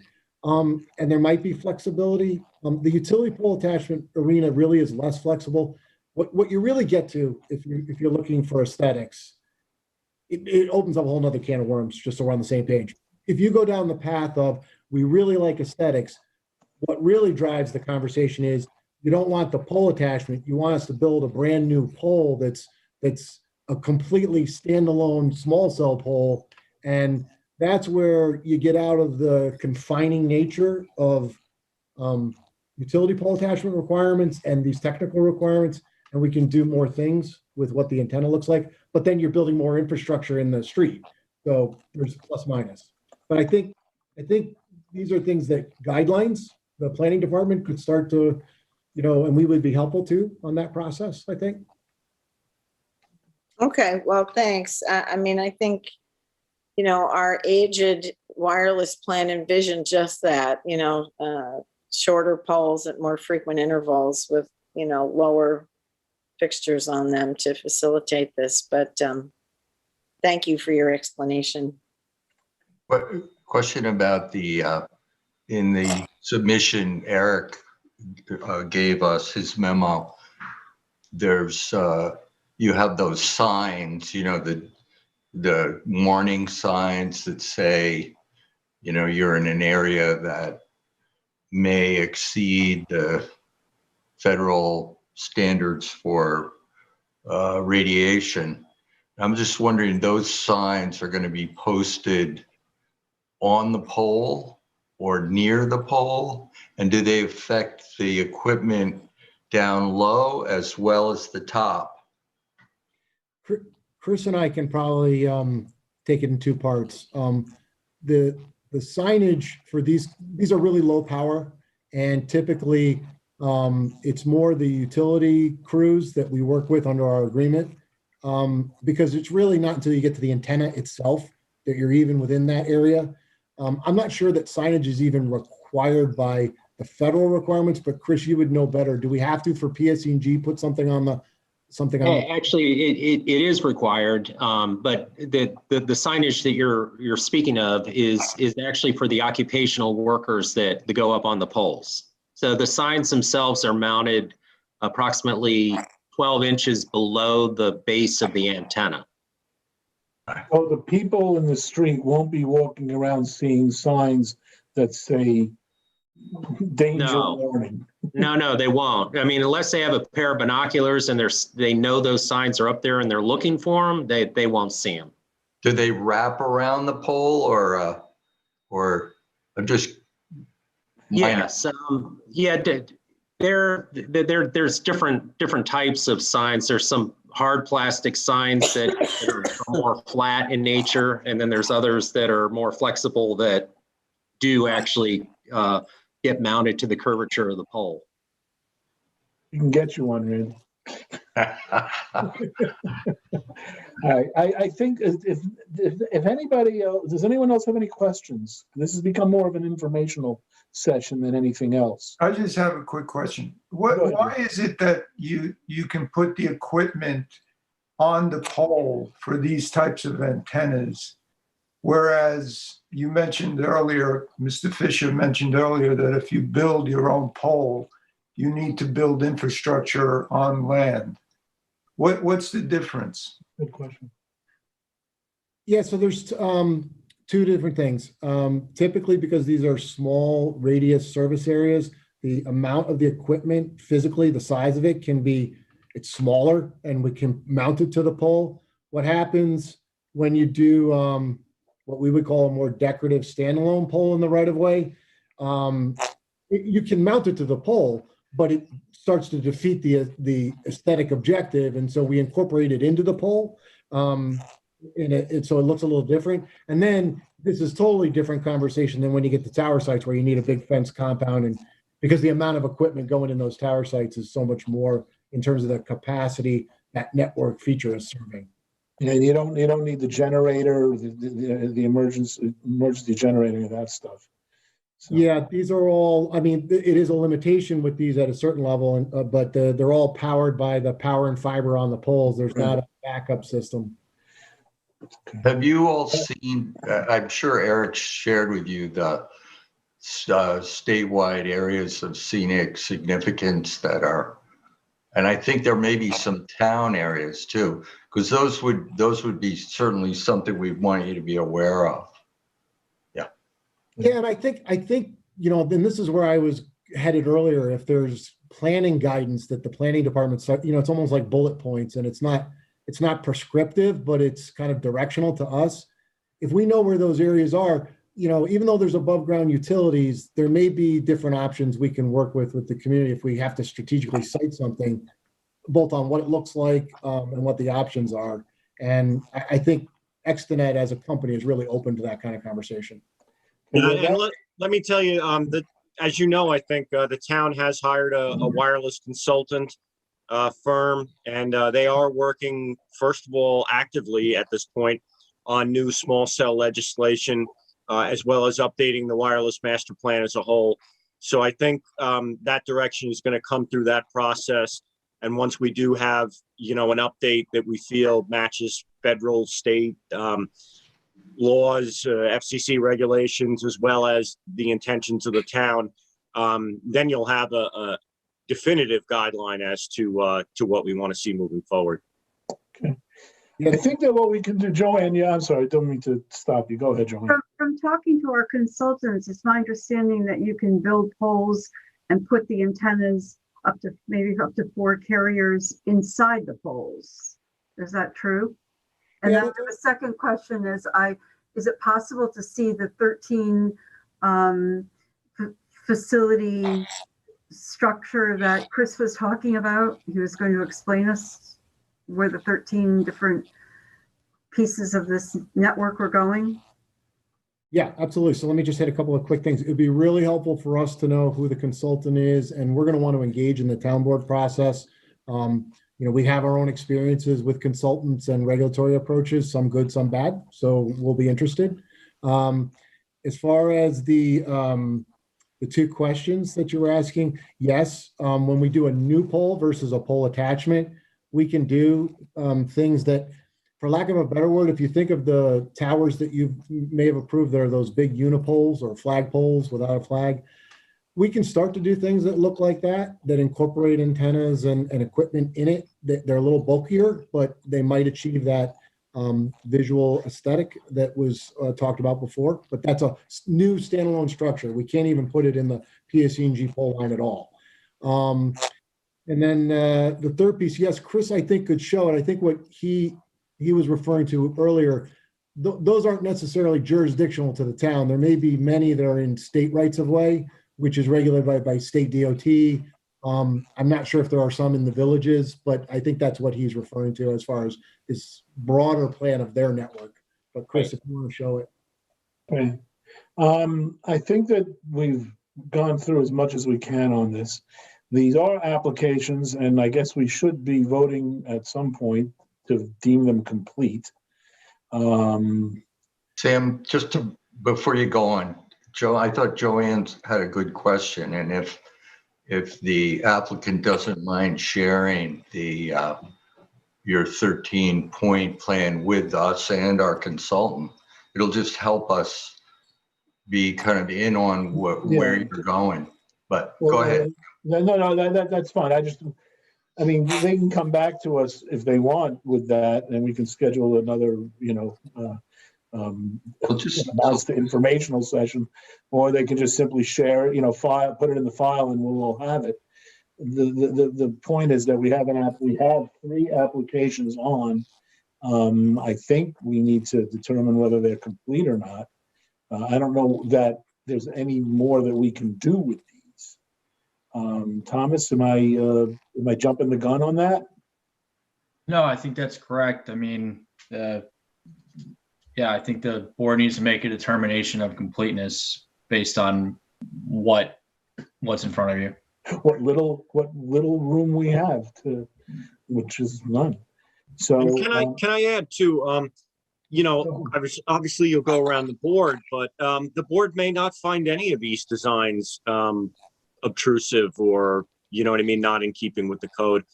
And if that's the case, then, perhaps there's not a redesign that's required. Well, we've all seen the applications. We've all seen the photographs.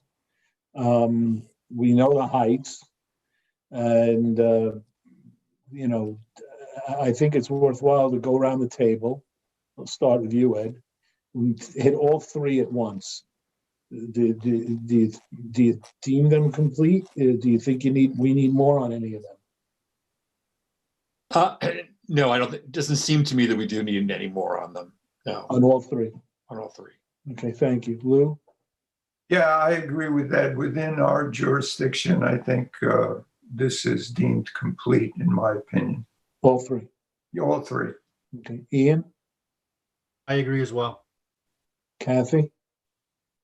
Yeah, I agree, although I'm disappointed that we don't get to choose this the style. That's what I thought we were going to do. Strawberry. You wanted strawberry. I like chocolate. I like chocolate myself. All right. Randy, go ahead. I agree. I think they're complete. And thank you to the applicant for coming in and explaining it. And spending time. I agree. Let's get Sharon in. Sharon? Yeah, I agree. Okay, and I do as well. Okay, so you now have achieved 3 complete applications. And I think we also have an understanding and a framework as to how these will go forward. I personally am taking great comfort from the fact that the Code of Federal Regulations is going to govern the height of this. The designs will be what they are. I do agree with Randy. It's would be a good idea for us to see the other, the 13 locations, whether we schedule another meeting on it or not. I think we can decide that down the road, but it'll be in the record. We can all take a look at that. So with that, if you don't have anything else, we don't have anything else. No, we appreciate your time, Chairman. We're going to work back through Eric and the planning department. I mean, I think our hope would be to work on consent kind of back through and wrap these up with permits so that we can resolve our procedural issues with the Eastern District. Yes, please do. Thank you so much. Okay. Thank you. All right. With that, we have one more item, which is on our work session, which is Joanne's going to take us through an urban renewal map modification. And then after that, we have 4 items. Well, I have 3 boards of review to go. And then we have 3 items on the regular meeting, and it's 9:26. So let's all bear that in mind. Go ahead, Joanne. I'm not able to see if you're seeing my map now. Yeah. We got an overhead photograph. Okay. This proposal is to modify urban renewal map EH10 with regard to Montauk Shores Boulevard, which comes out here. It intersects with Buckskill Road and Stephen Hans Path on the westerly side. Montauk Shores Boulevard is in the map of Montauk Shores, filed in 1927.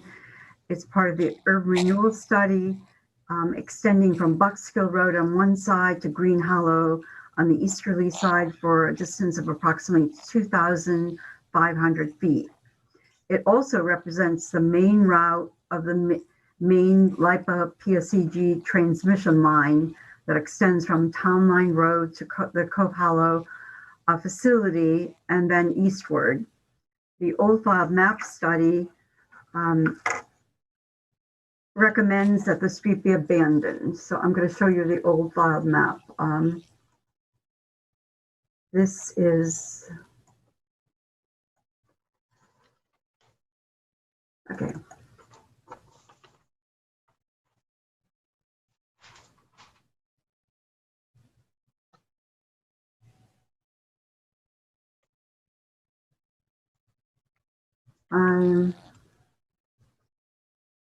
Okay, this, I have to reshare my,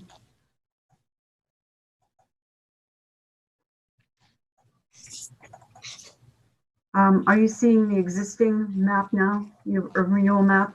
Yes. Yeah. Okay, so this shows the hatch line along Montauk Boulevard shows that the whole thing is to be abandoned, which will then place all of the major transmission lines, and it's within a 50-foot wide right-of-way that's completely cleared.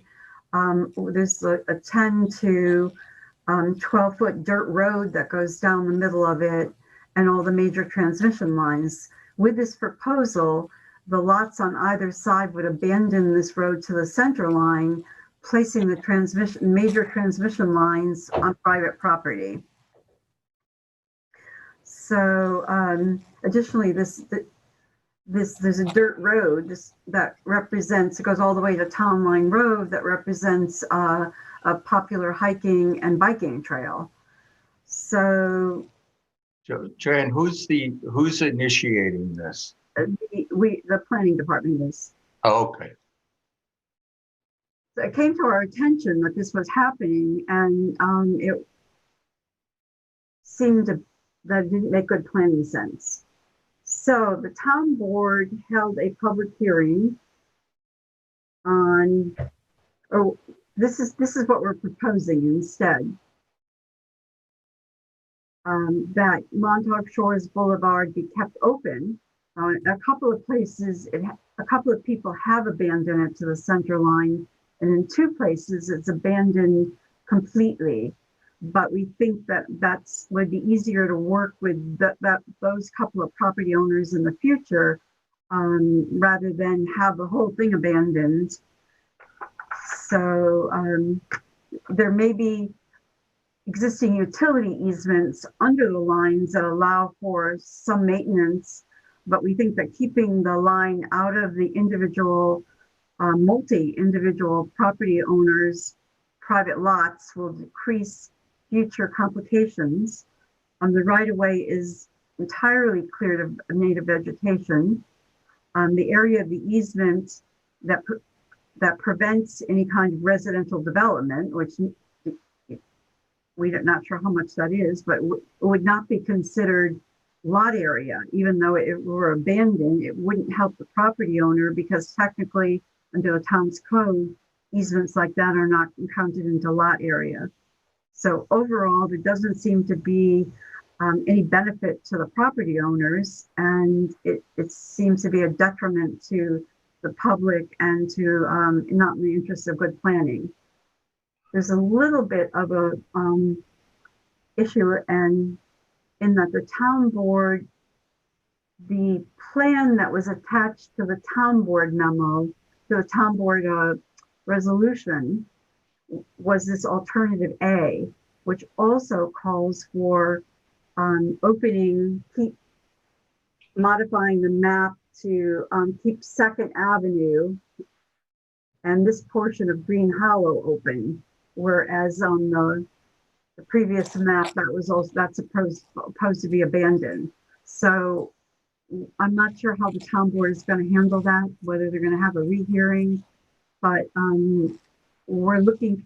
The town code requires that this urban renewal amendments be referred to the planning board for comment. So the first thing I would think you need to comment on is to make a recommendation to the town board with regard to the abandonment of Montauk Shores Boulevard, whether or not you think the map should be modified so that it's no longer proposed to be abandoned into private property owners.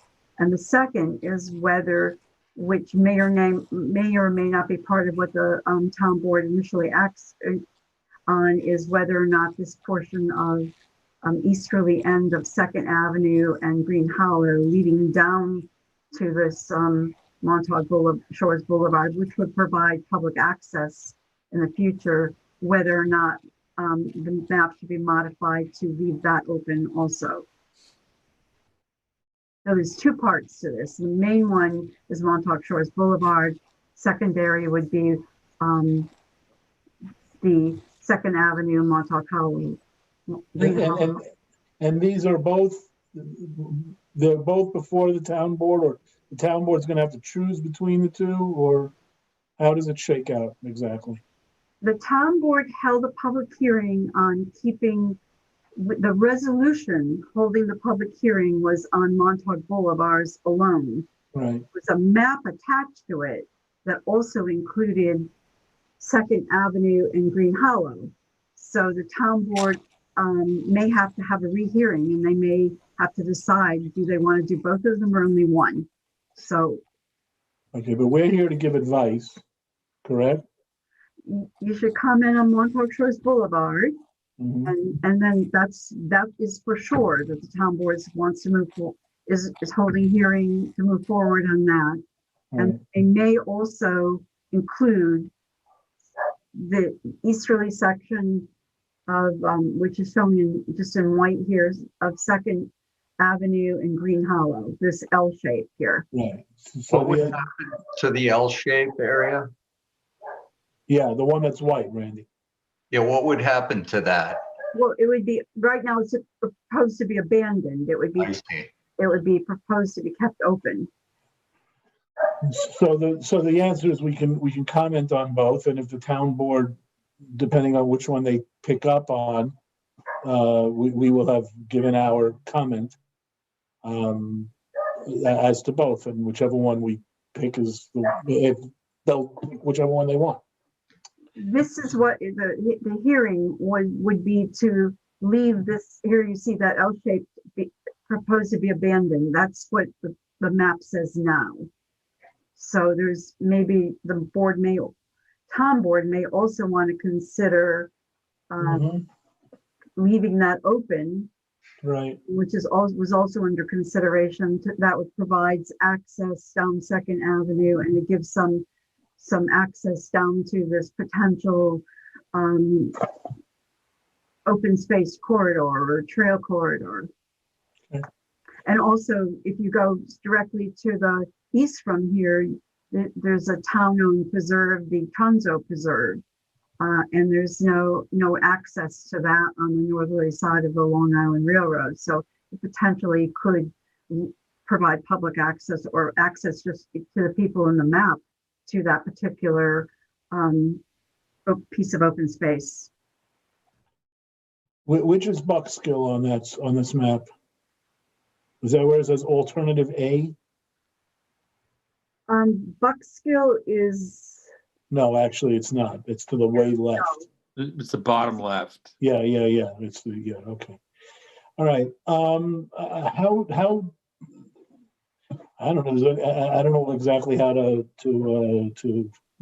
Why don't we have Joanne make a proposal as far as since it's the planning department that initiated this, with a proposed map that the planning department would want to submit to the town board, and then get comments on that, whether or not the board agrees. Basically, whether we have any objection to it, or just whether the planning board supports it, supports part, supports all. We usually approve map modifications. Oh, I know, but there is the opportunity to say, I think it's a bad idea. Well, so, no, I mean, we usually have to approve for there to be a modification. Yeah, no, I understand. Well, okay, I see what you're saying. Joanne, why don't you go ahead and propose a. You actually send comments to the town board, and they're the ones who approve it. That's how the code is set up. So, yeah. So now they're asking you for comments. So oh, I see. So when we vote on these things, we're just saying that our comment is go ahead. I don't know that we're voting on it, Randy. Well, we usually do, though. Is there there's no resolution. There's usually a UR map. Oh, maybe those are the undertakings. Yeah, that's yeah. Okay. That's this. Later on. Okay. Right now we have the. I mean, it's a generic kind of question for us. Do we approve the suggested map modification? And the difference in this one is that there's two to approve, and the town board will pick the one that they want to go with, unless we don't want to approve it. I would put the question to the board: does the board agree that Montauk Shores Boulevard should not be abandoned and should be left open? Yes. Okay. Yes. Go around the table. Yes. Yes. Yes. Yes. Yes. Anyone say no? Okay. Does All right, so you got that. Now, do you want to do the other one? Does the board agree that the Second Avenue down to Green Hollow, which is this L shape here, should also be not be abandoned and be left open? Yes. Yes. Yes. Any no? We got to get that wind power to the station up here. That's right. Right over here. Yeah. All right. Sounds like it's unanimous. There you go. All right. Thank you. You got it there. Thank you. Okay. We are now moving into our regular meeting at 9. What the heck is it? 40. So let's bear it in mind. I have 3 boards of review. The first is the application of the request of Amanda Pond at 33 Lincoln Avenue in Springs, map number 455, block 38, lots 31 to 35, 36 and 37, urban renewal parcel 207 in Suffolk County tax map number 300-60-1-8. I've read the Board of Review. The amount of the undertaking is $12,000, and I move for its adoption. Second. All those in favor? Aye. Any opposed? Passed and carried. Next is the request of Brendan Moffett and Giancarlo Bruno at 174 Queens Lane in East Hampton, map 11, block 20, lots 1 to 7, urban renewal parcel 38 in Suffolk County tax map number 300-147-4-3.1. The amount of the undertaking is $12,000. And read the Board of Review, and I move for its adoption. Second. All those in favor? Aye. Any opposed? Passed and carried. And the last is the application of Oscar Butrago. Hope I didn't mispronounce your name too terribly. I'm sorry if I did. Number 2, 14th Street in East Hampton, map 365, block 17, lots 21 to 31, urban renewal parcel number 107, Suffolk County tax map 300-76-4-29.1. The undertaking is in the sum of $14,400. I've read the Board of Review, and I move for its adoption. Second. All those in favor? Aye. Any opposed? Passed and carried. Okay, Sharon, Cohen Tepper, with extension of time. Yeah, so in the matter of the application of Cohen Tepper, lot line modification, tax map number 300-167-3-3, 14, 15, 16, 17. They are asking for an extension of time, and I have read it and move to adopt. Second. All those in favor? Aye. Any opposed? Passed and carried, 7-0. Ed, T-Mobile at 258 Springs Fireplace Road. In the matter of the application of T-Mobile at 258 Springs Fireplace Road site plan, special permit, personal wireless service facility, modification 2, Suffolk County tax map 300-145-3-16.1. I have read the amended resolution and call for its adoption. Second. All those in favor?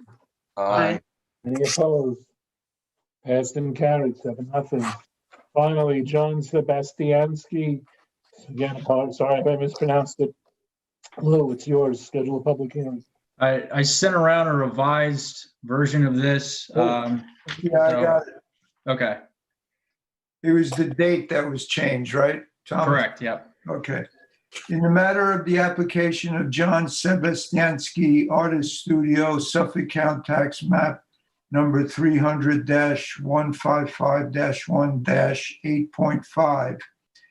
A public hearing is hereby scheduled Wednesday, March 24th, 2021 at 7 p.m. or as soon thereafter as this matter may be heard to consider the said application. I have read this schedule of public hearing. I make a motion to approve it. There's a second. Is there a second? Second. I seconded it. Getting late, guys. All those in favor? Aye. Aye. Any opposed? All right. Do we have a meeting next week, or are we? Yeah. We do. We do. Do, yeah. Good. All right. It is 9:43. I appreciate everybody's perseverance. I again appreciate staff, Jody, there are you somewhere, and Joanne and Eric and Marco, and I also appreciate the folks over at LTV for sticking with us. And of course, all of us on the board. Thank you all. Motion to adjourn. Is there a second? Second. Thanks, And all everybody. those in favor? Good night, everyone. Any Good night. opposed? Passed and carried. We are adjourned. Thank you very much all.